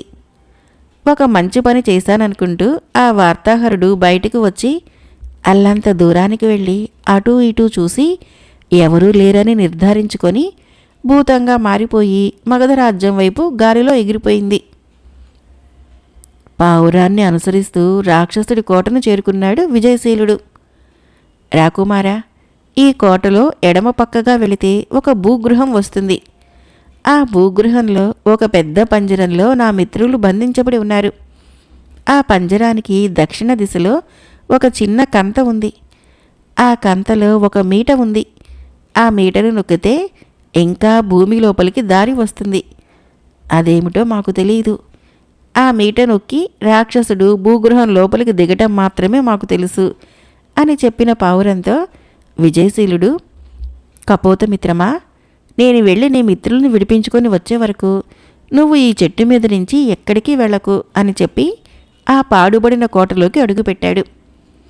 కోటలో అప్పుడు రాక్షసుడు లేడు. ఆ పాడుబడిన కోటను కలియజీసుకుంటూ పావురం చెప్పిన విధంగా ఎడమవైపుగా వెళ్ళసాగాడు విజయశీలుడు. కొంచెం ముందుకు వెళ్ళగానే భూగృహంలోకి క్రిందకు దిగటానికి మెట్లు కనిపించాయి. ఆ మెట్ల గుండా లోపలికి వెళ్ళిన విజయశీలుడికి అక్కడ ఒక పెద్ద పంజరం కనిపించింది. అందులో ఉన్న 4 పావురాలు కీచు కీచుమని అరుస్తూనే ఉన్నాయి. విజయశీలుడిని చూడగానే ఆ పావురాలు తమ అరుపుల్ని ఆపేసి విజయశీలుడి వంక చూడడం మొదలుపెట్టాయి. పంజరానికి దక్షిణ దిశగా నడవసాగాడు. అక్కడ ఒక పక్కగా ఒక కంత ఉంది. ఆ కంతలోకి చేయి పెట్టగానే ఒక మీట తగిలింది. ఆ మీటని బలంగా నొక్కగానే పక్కనే ఉన్న పలక కిర్రుమంటూ తెరుచుకుంది. ఆ పలక క్రింద భూగృహంలోకి మెట్లు కనిపించాయి. ఆ మెట్ల మీదకి అడుగు పెట్టగానే మొదటి మెట్టు మీద ఉన్న మరుగుజ్జు రాక్షసుడు విజయశీలుడి మీదకి దూకాడు. ఊహించని ఈ పరిణామాన్ని విజయసేనుడు మెరుపు వేగంతో తన కరవాలాన్ని దూసి ఆ మరుగుజ్జు రాక్షసుడితో తలపడి ఆ రాక్షసుడిని సంహరించాడు. వెంటనే ఆ రాక్షసుడు శరీరం మాయమై ఆ స్థానంలో ఒక కంకణం ప్రత్యక్షమైంది. ఆ కంకణాన్ని అటు ఇటు తిప్పి చూస్తున్న విజయశీలుడి ఎడమ చేతి మణికట్టుకి ఆ కంకణం అతుక్కొని ఇమిడిపోయింది. సరిగ్గా తన చేతి మణికట్టుకు సరిపోయిన ఆ కంకణాన్ని చూసి ఆశ్చర్యపోయాడు విజయశీలుడు. మిగిలిన మెట్లన్నీ దిగి ఆ భూగృహంలోకి అడుగుపెట్టాడు. ఆ భూగృహంలో ఒకచోట ఒక పెద్ద గబ్బిలము తలక్రిందులుగా వేలాడుతోంది. ఆ గబ్బిలము విజయశీలుణ్ణి చూడగానే ఎగిరి వచ్చి విజయశీలుణ్ణి గాయపరచటానికి ప్రయత్నించింది. గబ్బిలము విజయశీలుణ్ణి తాకగానే విజయశీలుడు మణికట్టుకు సరిపోయిన కంకణం ఊడిపోయి గబ్బిలం కంఠానికి బిగుసుకుంది. వెంటనే ఆ గబ్బిలం క్రిందపడి ప్రాణాలు వదిలింది. ఆ గబ్బిలం ప్రాణం పోగానే ఆ కోట పైభాగంలో ఒక పెద్ద ఆర్తనాదం వినిపించింది. వెంటనే ఆ పాడుబడిన కోట కూలిపోవటం మొదలైంది. అక్కడి నుంచి వేగంగా వచ్చిన విజయశీలుడు పంజరం తలుపులు తెరిచాడు. అందులో ఉన్న 4 పావురాలు విజయశీలుడు భుజాల మీద వాలాయి. విజయశీలుడు ఆ కోట బయటికి రాగానే ఆ పాడుబడిన కోట కూలిపోవటం ఆరంభమైంది. ఆ కోట బయట ఒక పెద్ద రాక్షసుడి శరీరం పడి ఉంది. కోట భూగృహంలో గబ్బిలాన్ని సంహరించినప్పుడే రాక్షసుడి ప్రాణం పోయిందని అర్థమైంది విజయశీలుడికి. కపోతమిత్రమా అనగానే ఎక్కడో దూరంగా ఉన్న పావురము క్షణాల మీద విజయశీలుడి వద్దకు వచ్చి తన మిత్రులను చూసి ఎంతగానో సంతోషించింది. అంతలో ఆ రాక్షసుడి శరీరము నల్లటి పొగగా మారిపోతూ గాలిలో కలిసిపోతూ కనుమరుగైపోయింది. రాక్షసుడి పాడుబడిన కోట నుంచి 5 పావురాలతో కలిసి కెంపుల వనం చేరుకున్నాడు విజయశీలుడు. తాను భద్రపరిచి ఉన్న కెంపుల్ని తీసి 4 కెంపుల్ని మిగిలిన 4 పావురాలకి పెట్టాడు. ఆ కెంపులను మింగిన పావురాలు విజయశీలుడికి కృతజ్ఞతలు తెలుపుకొని విజయశీలుడికి మిగిలిన ఆ ఒక్క కెంపుని కుడి చేతి మణికట్టుకు ధరించమని చెప్పాయి. కెంపును ధరించాక ఆ పావురాల్ని తీసుకొని సెలయేటి వద్దకు తీసుకుని వెళ్ళాడు విజయశీలుడు. సెలయేటిలో మునిగిన అన్ని పావురాలు తమ తమ నిజరూపాల్ని ధరించాయి. 5 మంది యక్షులు విజయశీలుడికి కృతజ్ఞతలు తెలుపుకొని నమస్కరించారు. రాకుమారా, నువ్వు వెళ్ళాలనుకున్న భూతాలదేవి అత్యంత శక్తివంతమైనది. అక్కడికి వెళ్ళగానే నీ రూపం మారిపోయే అవకాశం ఉన్నది. అక్కడ కరాళ కింకిణి అనే అతి శక్తివంతురాలైన రాక్షసి ఉన్నది. ఆ రాక్షసిని సంహరించి నీ సహచరి అయిన వీణాధర్ని తీసుకుని రావటంతోనే నీ సమస్యలన్నీ తీరిపోయినట్లు కాదు. ఇదంతా చేస్తున్న బేతాళ మాంత్రికుడు మహాప్రమాదకారి. ఆ బేతాళ మాంత్రికుడే కరాళ కింకిణిని భూతాలదేవికి పంపించాడు. ఆ మాంత్రిక శక్తులను ఎదుర్కొనటానికి నీకు అంతకు రెట్టింపు శక్తులు కావాలి. ఆ శక్తుల కోసము నువ్వు మహారుద్రుణ్ణి ఆరాధించవలసి ఉంటుంది అని వివరించారు. కుడి చేతి మణికట్టుకు ధరించిన కెంపు నుంచి వెలువడే తరంగాలు నీ సహచరి ఎక్కడుందో నీకు చూపుతాయని, అంతేకాక సూర్యరశ్మి తగిలితే సువాసనలు వెదజల్లే కెంపుల పూలు కరాళ కింకిణీని సంహరించడంలో సహకరిస్తాయని వివరించారు. 5 మంది యక్షులు విజయశీలుడు తమను ఎప్పుడు స్మరిస్తే అప్పుడు తగిన సహాయం అందించగలమని చెప్పి విజయశీలుడి వద్ద సెలవు తీసుకొని యక్షలోకానికి బయలుదేరారు. యక్షులు తమ లోకానికి వెళ్ళిపోయాక తన గుర్రం మీద ముందుకు సాగాడు విజయశీలుడు. తన కుడిచేతి మణికట్టుకు ధరించిన కెంపు కాంతులు ముందుకు ప్రసరిస్తున్నాయి. ఆ కెంపు కాంతుల ఆధారంతో ముందుకు సాగిపోతున్నాడు. ఒకచోట కెంపు తన కాంతులను ప్రసరించడం ఆపేసింది. ఏం జరిగిందో అర్థం కాక గుర్రం దిగాడు విజయశీలుడు. చుట్టుపక్కలంతా పరిశీలించగా కొంత దూరంలో ఒక సాధువు స్పృహ తప్పి పడి ఉన్నాడు. ఆ సాధువుకు పరిచర్యలు చేయగానే తేరుకున్నాడు. విజయశీలుడికి కృతజ్ఞతలు తెలుపుకొని, నాయనా, నువ్వెవరువు? ఈ ప్రాంతాలలోని వాడివి కాదనిపిస్తోంది అనగానే, ఋషివర్య, నేను మగధ రాకుమారుడిని, నా పేరు విజయశీలుడు అని జరిగిందంతా చెప్పాడు. అంతా విన్న ఆ సాధువు, నాయనా, బేతాళ మాంత్రికుడిని సంహరించాలంటే అంత సులభం కాదు. బేతాళ మాంత్రికుడు ప్రాణాలు బేతాళదేవి విగ్రహం అడుగు భాగంలో ఉన్న ఒక భూషాణంలో ఉన్నాయి. కానీ బేతాళదేవిని కదిలించడము అంత సులభం కాదు అని వివరించాడు. మాంత్రికుడి ప్రాణరహస్యం తెలుసుకున్న విజయశీలుడు సాధువుకు నమస్కరించి తిరిగి భూతాళదేవికి పయనమయ్యాడు. విజయశీలుడు వెళ్ళిపోగానే సాధువు రూపంలో వచ్చిన భూతాళరాజు నవ్వుకుంటూ గాలిలో మాయమైపోయాడు. కెంపు కాంతుల ఆధారంగా ముందుకు సాగిపోతున్నాడు విజయశీలుడు. వీణాధరి భూతాళదేవిలో బందీగా ఉంది కావున కెంపు కాంతులు భూతాళదేవి వైపు ప్రసరిస్తున్నాయి. వీణాధరి ఆ భూతాళదేవిలో ఎలా ఉందో అని అనుకోగానే విజయశీలుడు మనసు వికలమైపోయింది. మరోచోట కెంపు తన కాంతుల్ని ప్రసరించడం ఆపేసింది. మరలా తన గుర్రం దిగిన విజయశీలుడు చుట్టూ పరికించాడు. అల్లంత దూరాన ఒక శివాలయం కనిపించింది. మహారుద్రుడిని ఆరాధించాలని యక్షులు చెప్పిన మాట గుర్తుకు వచ్చి ఆ శివాలయంలోకి ప్రవేశించాడు విజయశీలుడు. భూతాళదేవిలో ఉన్న కరాళ కింకిణి వద్ద బందీగా ఉన్న వీణాధరి ఎంతో ఎత్తుగా బలమైన శక్తిశాలిగా మారిపోయిన తన ఆకారాన్ని చూసి చింతాక్రాంతురాలై ఉండటమే కాక ఆ రాక్షసిని చూసి జడుసుకోసాగింది. కానీ ఆ రాక్షసి వీణాధరిని తన వీపుకు కట్టుకొని తిప్పటమే కాక బాగా చూసుకోవటం గమనించి స్థిమితపడింది. విజయశీలుని తలుచుకుంటూ కాలం గడపసాగింది. కరాళ కింకిణి ధాటికి భూతాళదేవిలోని భూతాలు కొన్ని చెల్లా చెదురైపోయాయి. మరికొన్ని శరణుజొచ్చాయి. చెల్లా చెదురైన భూతాలని తిరిగి తీసుకుని వచ్చి బేతాళ మాంత్రికుడి వశం చేయాలని కరాళ కింకిణి సంకల్పించింది. అందుకు తగిన ఏర్పాట్లు చేసి బేతాళ మాంత్రికుడిని భూతాళదేవికి ఆహ్వానించింది కరాళ కింకిణి. కరాళ కింకిణి తమను దిగ్బంధనం చేయటానికి జరుపుతున్న ఏర్పాట్లను చూసి భూతాలన్నీ భయంతో వణికిపోసాగాయి. బేతాళ మాంత్రికుడికి కట్టుబడితే బేతాళ మాంత్రికుడు తమను బందీగా చేసుకొని తన మాంత్రిక విద్యలకు ఉపయోగించుకుంటాడు. ఇక భూతాలన్నిటికీ ఎప్పటికీ విముక్తి ఉండదని విచారించసాగాయి. ఎలాగైనా కరాళ కింకిణి ఏర్పాట్లు గావించే దిగ్బంధనాన్ని ఛేదించాలని నిశ్చయించుకున్నాయి. అందుకు సరైన వ్యక్తి విజయశీలుడని భావించి విజయశీలుడు భూతాళదేవికి తొందరగా వస్తే బాగుండునని ఎదురుచూడటం మొదలుపెట్టాయి. శివాలయంలోకి ప్రవేశించిన విజయశీలుడు అక్కడ రౌద్రాకారంలో ఉన్న మహారుద్రుడికి నమస్కరించి తన కుడి చేతి బొటనవేలు కోసుకుని ఆ రక్తంతో రుధిరాభిషేకం చేయటం మొదలుపెట్టాడు. కొద్దిసేపటి తర్వాత మహారుద్రుడి విగ్రహం నుంచి వెలువడిన కిరణాలు విజయశీలుడి కనుబొమ్మల మధ్య ప్రసరింపబడి మాయమయ్యాయి. కోసుకున్న కుడిచేతి బొటనవేలు యథాప్రకారంగా మారిపోయింది. అది చూసిన విజయశీలుడు మహారుద్రుడి అనుగ్రహం లభించిందని అర్థమయ్యి భక్తిపూర్వకంగా రుద్రుడికి నమస్కరించి తిరిగి భూతాళదేవి వైపు పయనం సాగించాడు. కెంపు కాంతుల ఆధారంగా భూతాళదేవిని చేరుకున్నాడు విజయశీలుడు. భూతాళదేవిలో అడుగుపెట్టగానే కరాళ కింకిణికి అక్కడ ఎవరో అన్యులు ప్రవేశించారని అర్థమైంది. దిగ్బంధన ఏర్పాట్లలో మునిగి ఉన్న ఆ రాకాసి తన చేతి నుంచి ఒక క్షుద్రశక్తిని ప్రయోగించి వదిలింది. ఆ క్షుద్రశక్తి భీకరంగా శబ్దం చేస్తూ విజయశీలుడి వైపుకు దూసుకురాసాగింది. అప్పటికే తన కరవాలాన్ని దూసి సిద్ధంగా ఉన్న విజయశీలుడు ఆ క్షుద్రశక్తిని తన కరవాలంతో ఎదిరించాడు. సగం జంతువు సగం పాము ఆకారంలో ఒంటి కన్ను కలిగి ఉన్న ఆ క్షుద్రశక్తి విజయశీలుడిని ఆక్రమించాలని విశ్వ ప్రయత్నం చేస్తోంది. తన కరవాలాన్ని అతి లాఘవంగా విసురుతూ ఆ క్షుద్రశక్తి నుంచి తప్పించుకుంటున్నాడు విజయశీలుడు.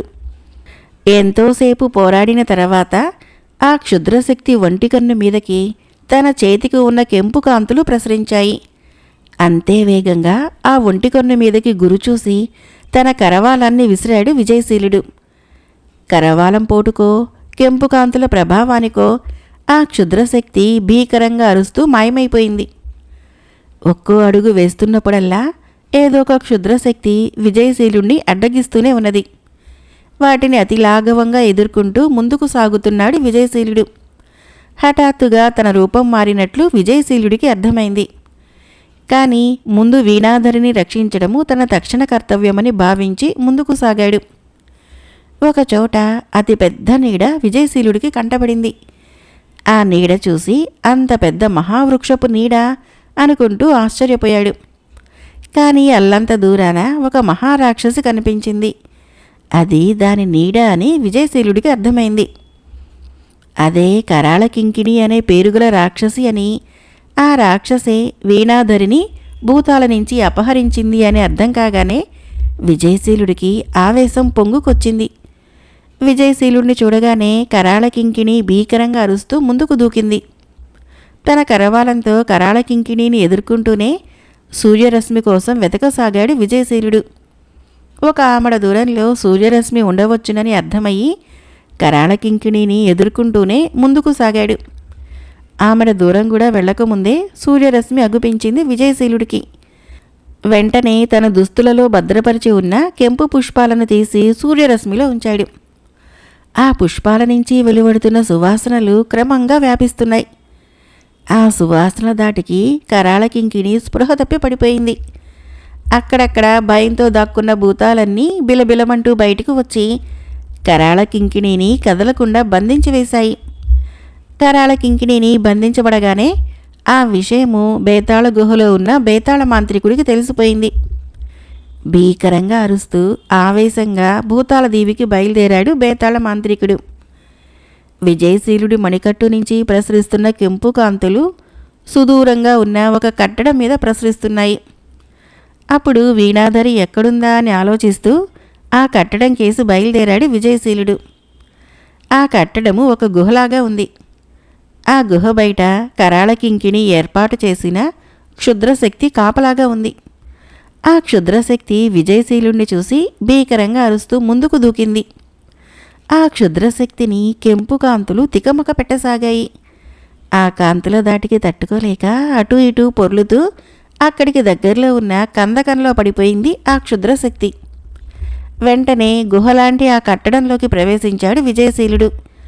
అక్కడ స్పృహ లేకుండా పడి ఉన్న వీణాధరిని మూసుకొని బయటికి వచ్చాడు.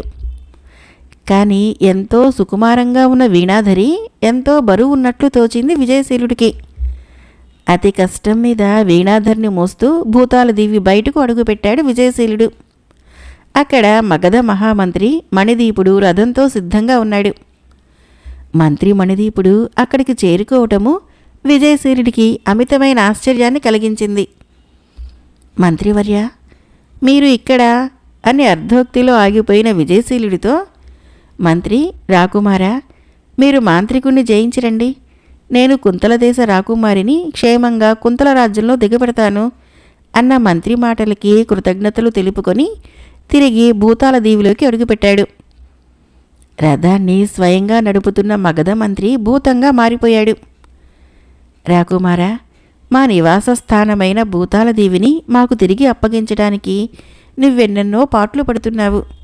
అలాంటి నీకోసము ఇలాంటి చిన్న సాయం కూడా చేయకపోతే భూతాలమైన మాకు మానవత్వం లేని మనుషులకు తేడా ఏముంటుంది అనుకుంటూ రథంలో స్పృహ లేకుండా పడి ఉన్న వీణాధరి వైపు చూసింది ఆ భూతం.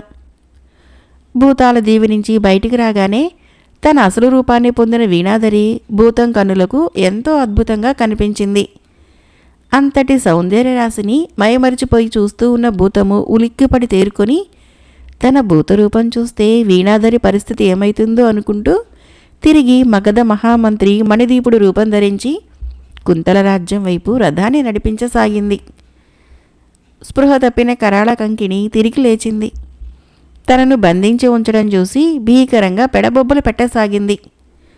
తనకు సొంతమైన క్షుద్ర శక్తులను ప్రయోగించాలని ప్రయత్నించసాగింది. కానీ బందీగా కట్టుబడి ఉండడం వలన క్షుద్రశక్తుల్ని ప్రయోగించడానికి వీలు కాలేదు. బంధనాలను తెంపుకోవాలని ఎంతగానో ప్రయత్నిస్తున్నా అవి తెగిపోవటం లేదు. చేసేదేమీ లేక భీకరంగా అరుస్తూ అలా బందీగా ఉండిపోయింది.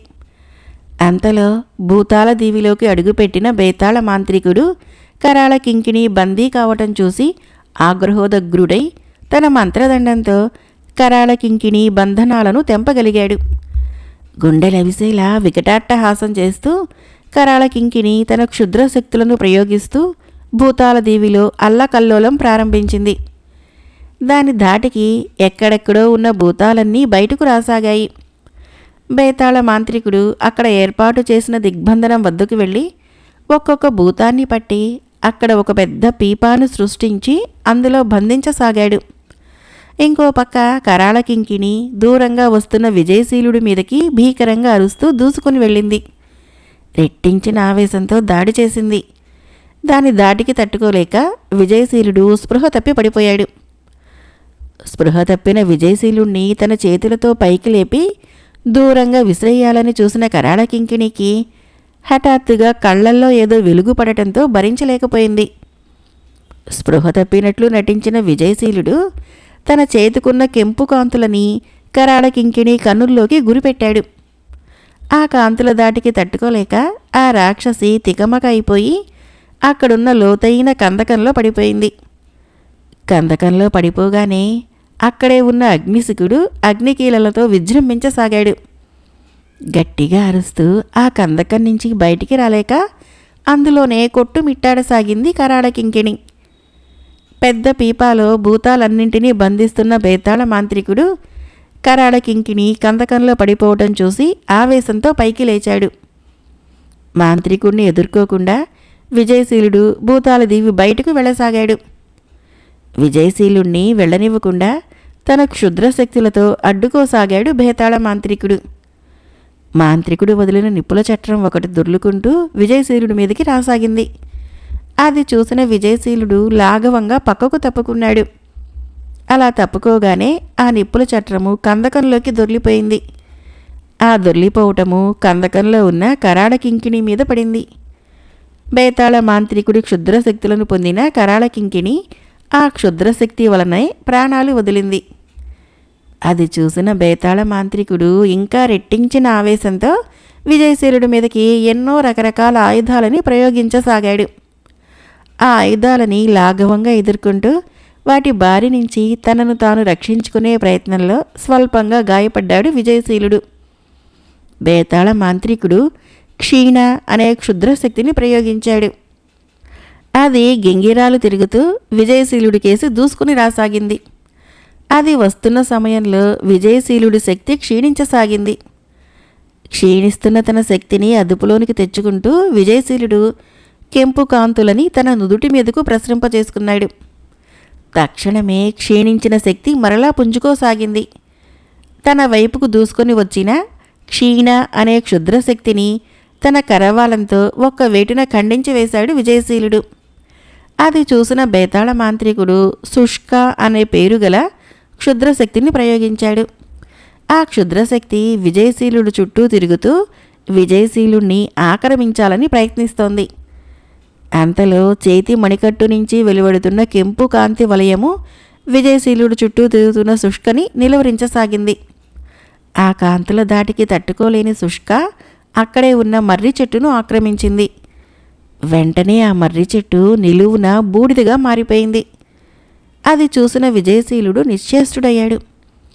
వెంటనే బేతాళ మాంత్రికుడు దగ్ధ అనే పేరుగల క్షుద్రశక్తిని ప్రయోగించాడు.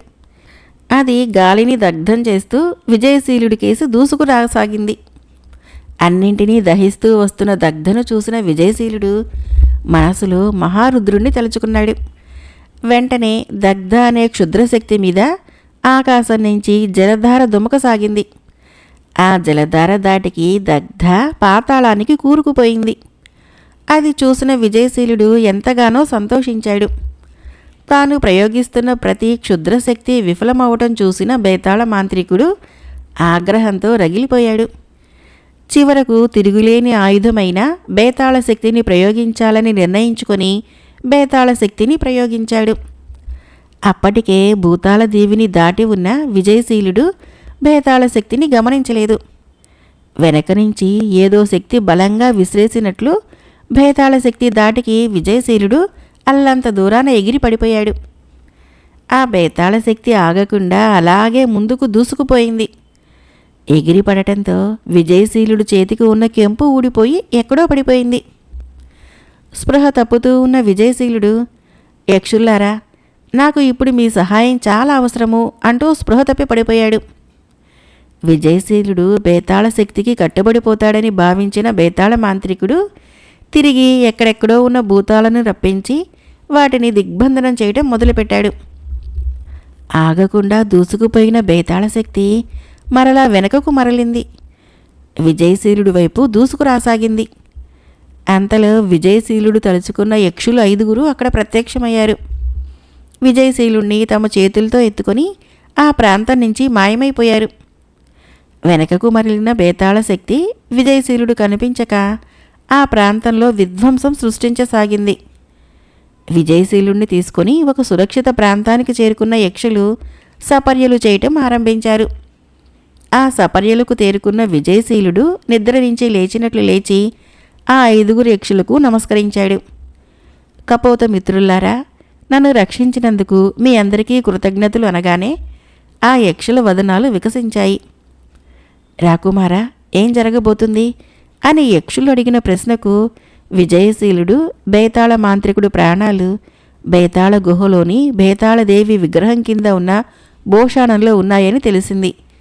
నేను వెంటనే బేతాళ గుహ చేరుకోవాలని చెప్పగానే ఆ 5 యక్షులు బేతాళ గుహకు చేరుస్తామని చెప్పి విజయశీలుడితో సహా ఆకాశంలోకి ఎగిరారు. దట్టమైన ఆ కీకారణ్యంలో 5 యక్షులు విజయశీలుడితో సహా పయనిస్తున్నారు. అలా పయనించి చివరికి బేతాళ మర్రి వద్దకు చేరుకున్నారు. ఎంతో పెద్దదైన ఆ బేతాళ మర్రి ఒక పెద్ద బ్రహ్మరాక్షసుడిలా అనిపిస్తోంది. కానీ అక్కడ బేతాళ గుహ ఎక్కడా కనిపించలేదు. అప్పుడు యక్షులు, రాకుమారా, మా యక్షులకు మాంత్రిక శక్తులు బద్ధ వ్యతిరేకమైనవి. కావున ఆ మాంత్రిక శక్తులను ఎదుర్కొనగలం, కానీ వాటిని మేము కనిపెట్టడంలో ఆసక్తులము అని చెప్పగానే, యక్షులారా, మీరు నాకు ఇప్పటి వరకు ఎంతో సహాయం చేశారు, అందుకు కృతజ్ఞుడిని అన్నాడు. ఆ మాటలకి సంతోషించిన యక్షులు తమ శక్తులలోని సగం శక్తులు ధారపోసి ఒక అంగుళీయకాన్ని సృష్టించి ఇచ్చారు. రాకుమారా, ఈ అంగుళీయకాన్ని కుడి చేతి ఉంగరపు వేలుకు ధరించు, నీకు జయం కలుగుగాక అని ఆశీర్వదించి అక్కడి నుంచి మాయమైపోయారు. ఆ అంగుళీయకము విజయశీలుడి ఉంగరపు వేలుకు సరిగ్గా అమరిపోయింది. పిమ్మట బేతాళ గుహ ఎక్కడుందా అని వెతుకుతున్న విజయశీలుడికి అల్లంత దూరాన బేతాళ మాంత్రికుడు అక్కడికి రావటం తటస్థించింది. వెంటనే అక్కడి నుంచి తప్పుకున్న విజయశీలుడు బేతాళ మాంత్రికుడు ఏం చేయబోతున్నాడా అని గమనించసాగాడు. ఆ ప్రదేశానికి చేరుకున్న బేతాళ మర్రి వద్దకు వెళ్ళి ఆ చెట్టుకున్న సొరంగంలో ఉన్న తలుపులని తన మంత్రదండంతో తాకించగా తలుపులు తెరుచుకున్నాయి. తర్వాత ఏదో మంత్రం పఠిస్తూ తన వామహస్తాన్ని సొరంగం లోపలికి పెట్టి చిన్న గుహను బయటకు తీశాడు. తర్వాత ఆ గుహని మర్రి చెట్టుకు కొద్ది దూరంలో ఉంచగానే గుహ ఎంతో పెద్దగా మారిపోయింది. బేతాళ మర్రి అతి చిన్నగా మారిపోయింది. చిన్నగా మారిపోయిన బేతాళ మర్రి ఊడని పీకి నేలకేసి కొట్టాడు. మాంత్రికుడు జట నుంచి ఉద్భవించిన జటాసురుడు ఆ మర్రి చెట్టు ఊడల నుంచి ప్రత్యక్షమయ్యాడు. జటాసురుడి తల మీద బేతాళ మర్రిని ఉంచి బేతాళ మాంత్రికుడు గుహలోకి అడుగుపెట్టాడు. అక్కడే ఉన్న మర్రిభూతము తివాచీలా పరుచుకుంది. అదంతా చూస్తున్న విజయశీలుడు గుహ సొరంగం నుంచి బయటికి రావడం చూసి ఆశ్చర్యపోయాడు. కొన్ని ఘడియల తర్వాత మాంత్రికుడు బయటకు వచ్చి జటాసురుడి తల మీద ఉన్న బేతాళ మర్రిని క్రిందకు దించాడు. మంత్రదండంతో గుహను తాకగానే గుహ అతి చిన్నగా, బేతాళ మర్రి అతి పెద్దగా మారిపోయాయి. జటాసురుడు మర్రి ఊడలో చేరిపోయాడు. గుహను బేతాళ మర్రి సొరంగంలో ఉంచగానే సొరంగం తలుపులు మూసుకుపోయాయి. బేతాళ మాంత్రికుడు అక్కడి నుంచి వెళ్ళిపోయాడు.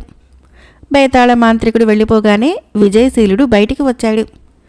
బేతాళ మర్రి సొరంగం వద్దకు వెళ్ళి తలుపులు తీయాలని ప్రయత్నించాడు. యక్షులు ఇచ్చిన అంగుళీయకము ప్రభావంతో సొరంగం తలుపులు తెరుచుకున్నాయి. మాంత్రికుడు వామహస్తంతో గుహను అందుకున్నట్లు విజయశీలుడు కూడా వామహస్తాన్ని సొరంగం లోపలికి పెట్టాడు. కానీ గుహ చేతికి అందలేదు. కుడి హస్తంతో గుహను అందుకున్నాడు. బేతాళ మర్రికి దూరంగా గుహను ఉంచగానే గుహ పెద్దగా మారిపోయింది. బేతాళ మర్రి చిన్నగా మారిపోయింది. మర్రి ఊడ తీసుకుని నేలకేసి కొట్టగానే జటాసురుడు ప్రత్యక్షమయ్యాడు.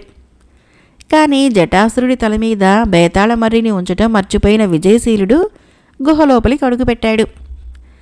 అక్కడే ఉన్న మర్రిభూతము తివాచీలా పరుచుకోగా దాని మీద నడుస్తూ బేతాళదేవి విగ్రహం వద్దకు వచ్చాడు.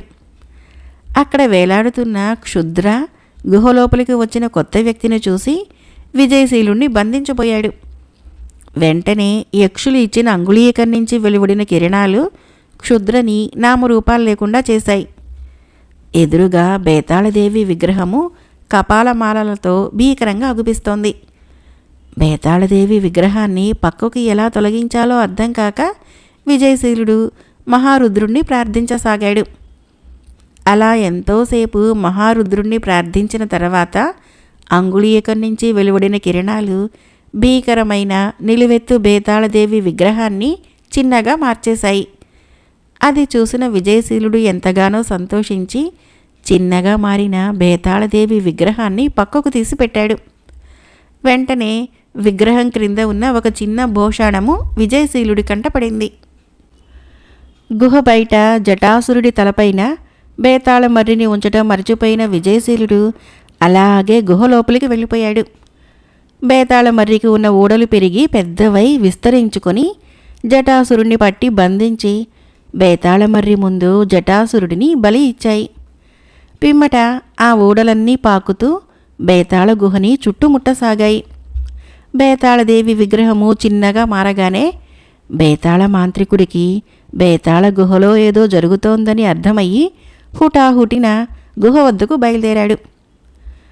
భూషాణం తెరవటానికి ఏమాత్రమూ వీలుకాక అదెలా తెరవాలో అర్థం కాని విజయశీలుడు భూషాణాన్ని తెరవటానికి తీవ్రంగా ప్రయత్నించసాగాడు. చాలాసేపటికి అంగుళీయకం నుంచి వెలువడిన కిరణాలు భూషాణం మూతని వదులు చేశాయి. మూతను తెరవబోతూ ఆగిపోయిన విజయశీలుడు అంగుళీయకాన్ని అప్పుడు గమనించాడు. ఆ అంగుళీయకం పైన గుండ్రంగా ఉన్న ఒక తెల్లటి రత్నం ఉన్నది.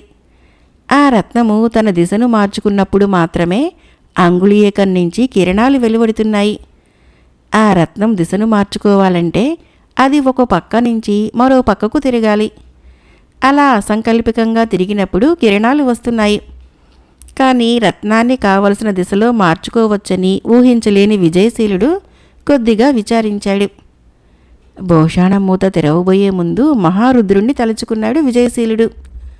భూషాణం మూత తెరిచాడు. అందులో నుంచి 2 రాక్షస కందిరీగలు బయటికి వచ్చాయి. ఎంతో పెద్దగా ఉన్న ఆ కందిరీగలని తన కరవాలంతో ఖండించాలని విజయశీలుడు ప్రయత్నించాడు. ఒక కందిరీగను ఖండించాడు. కానీ ఇంకొక కందిరీగ తప్పించుకుంది. ఖండించిన కందిరీగ ఒక్కటిగా మారి విజయశీలుడిని తాకటానికి ప్రయత్నించసాగింది. అది తాకటానికి ప్రయత్నించిన చోట విజయశీలుడికి కత్తిగాట్లు పడసాగాయి. వాటిని తన కరవాలంతో వెంటాడుతూ మహారుద్రుణ్ణి తలుచుకున్నాడు విజయశీలుడు.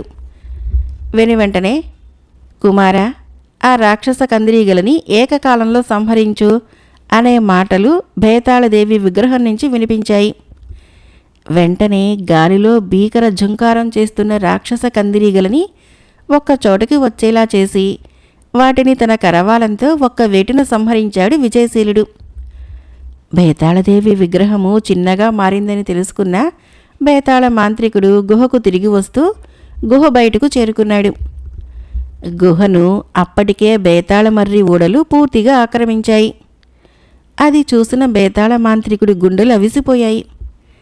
రాక్షస కందిరీగలు సంహరింపబడగానే గుహ లోపలికి అడుగు పెట్టాలని ప్రయత్నిస్తున్న బేతాళ మాంత్రికుడి ప్రాణాలు గాలిలో కలిసిపోయి పెద్ద నిప్పుగా ఎగిసిపడి మర్రె ఊడలను దగ్ధం చేశాయి.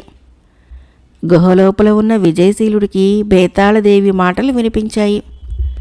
మానవవీర, నన్ను తీసుకొని తక్షణము ఇక్కడి నుంచి బయలుదేరు. ఇక్కడ ఉండటం ఎంతో ప్రమాదము అన్న బేతాళదేవి వాక్కులతో అప్రమత్తమైన విజయశీలుడు అంగ్లీయకపు రత్నాన్ని గుహ పైభాగానికి చూపించాడు. వెంటనే గుహ పైకప్పు పెద్ద శబ్దం చేస్తూ తొలగిపోయింది. అందులో నుండి విజయశీలుడు పైకి రాగానే గుహ మొత్తము భూమిలోకి కుంగిపోయి అంతకుముందు అక్కడ గుహ ఉండేది అనే ఆనవాలు కూడా మిగలకుండా పోయింది. బేతాళ మాంత్రికుడు తన ప్రాణాల్ని కోల్పోగానే భూతాల దీవిలో దిగ్బంధనంలో ఉన్న భూతాలన్నింటికీ విముక్తి లభించింది. భూతాల దీవి నుంచి తప్పించుకొని పారిపోయిన ఎక్కడెక్కడి భూతాలన్నీ తిరిగి భూతాల దీవిని చేరుకున్నాయి.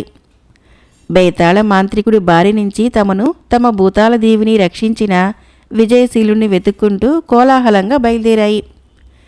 బేతాళదేవి విగ్రహంతో భూతాల దీవికి బయలుదేరిన విజయశీలుడు భూతాల దీవి సమీపానికి చేరుకున్నాడు. అప్పటికే విజయశీలుణ్ణి దూరం నుంచి చూసిన భూతాలన్నీ విజయశీలుడు చుట్టూ చేరి గంతులు వేయటం ఆరంభించాయి. కొన్ని భూతాలు విజయశీలుడికి నమస్కరించాయి.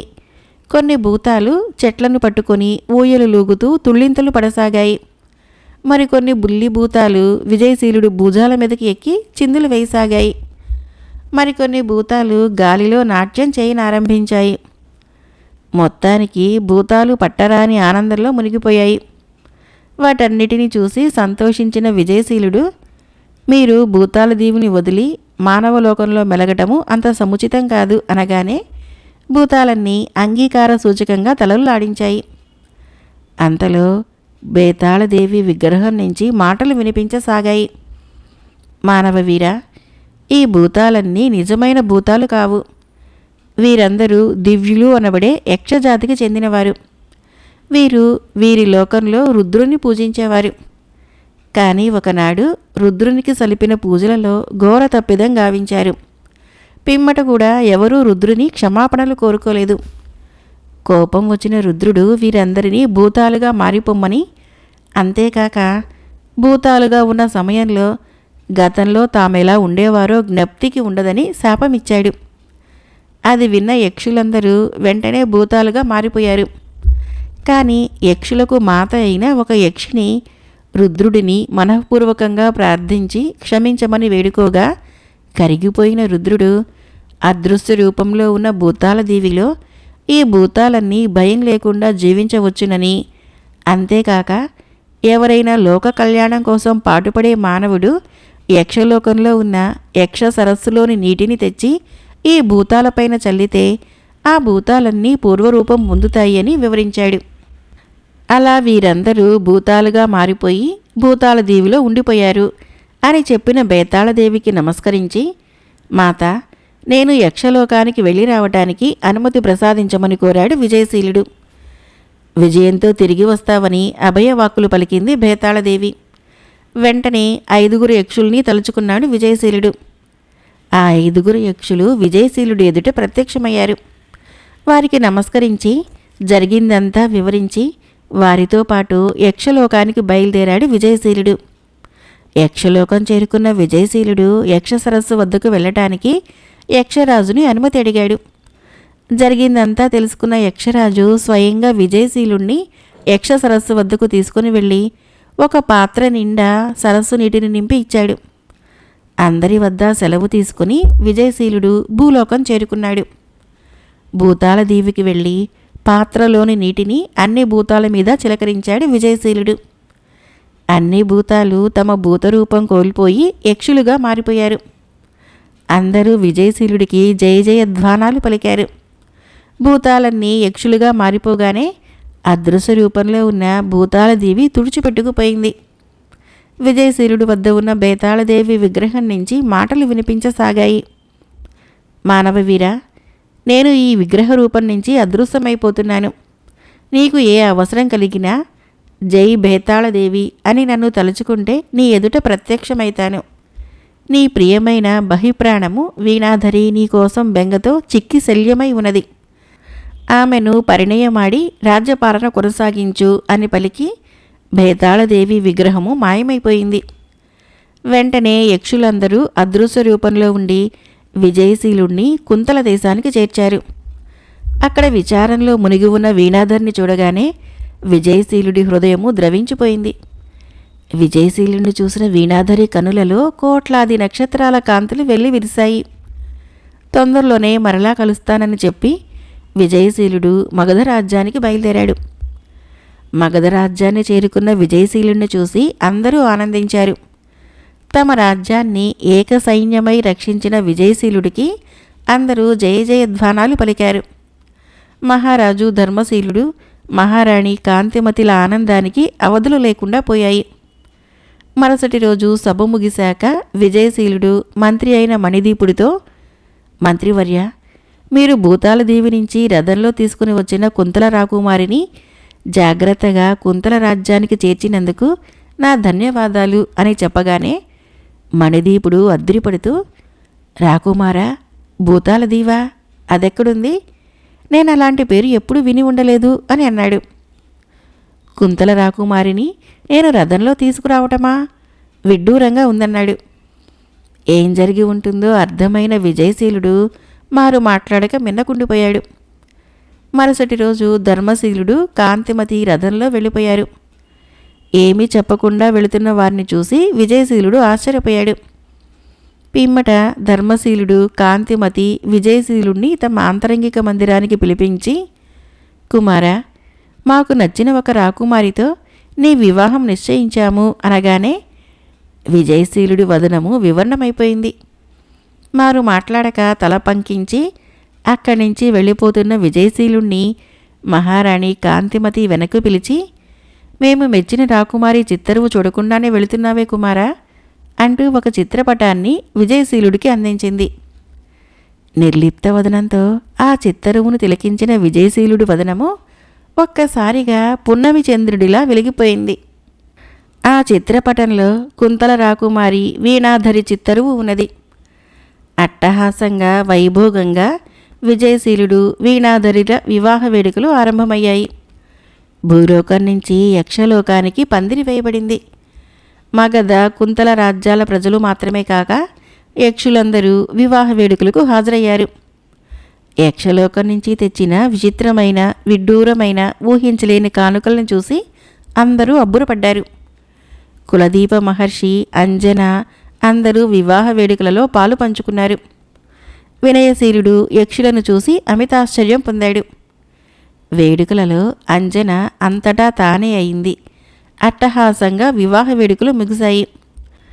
అనంతరము వైభోగంగా పట్టాభిషేకం గావించుకున్న విజయశీలుడు తన సహచరి వీణాధరి సమేతంగా మగధ కుంతల రాజ్యాలని ప్రజారంజకంగా పరిపాలన గావించాడు. భూతాలదేవి, బేతాళ మాంత్రికుడు జానపద నవల సమాప్తం. ఫ్రెండ్స్, మీకు ఈ కథ కనుక నచ్చినట్లయితే మన ఛానల్ని తప్పకుండా సబ్స్క్రైబ్ చేయండి, లైక్ చేయండి, షేర్ చేయండి, కామెంట్ చేయండి. Thank you.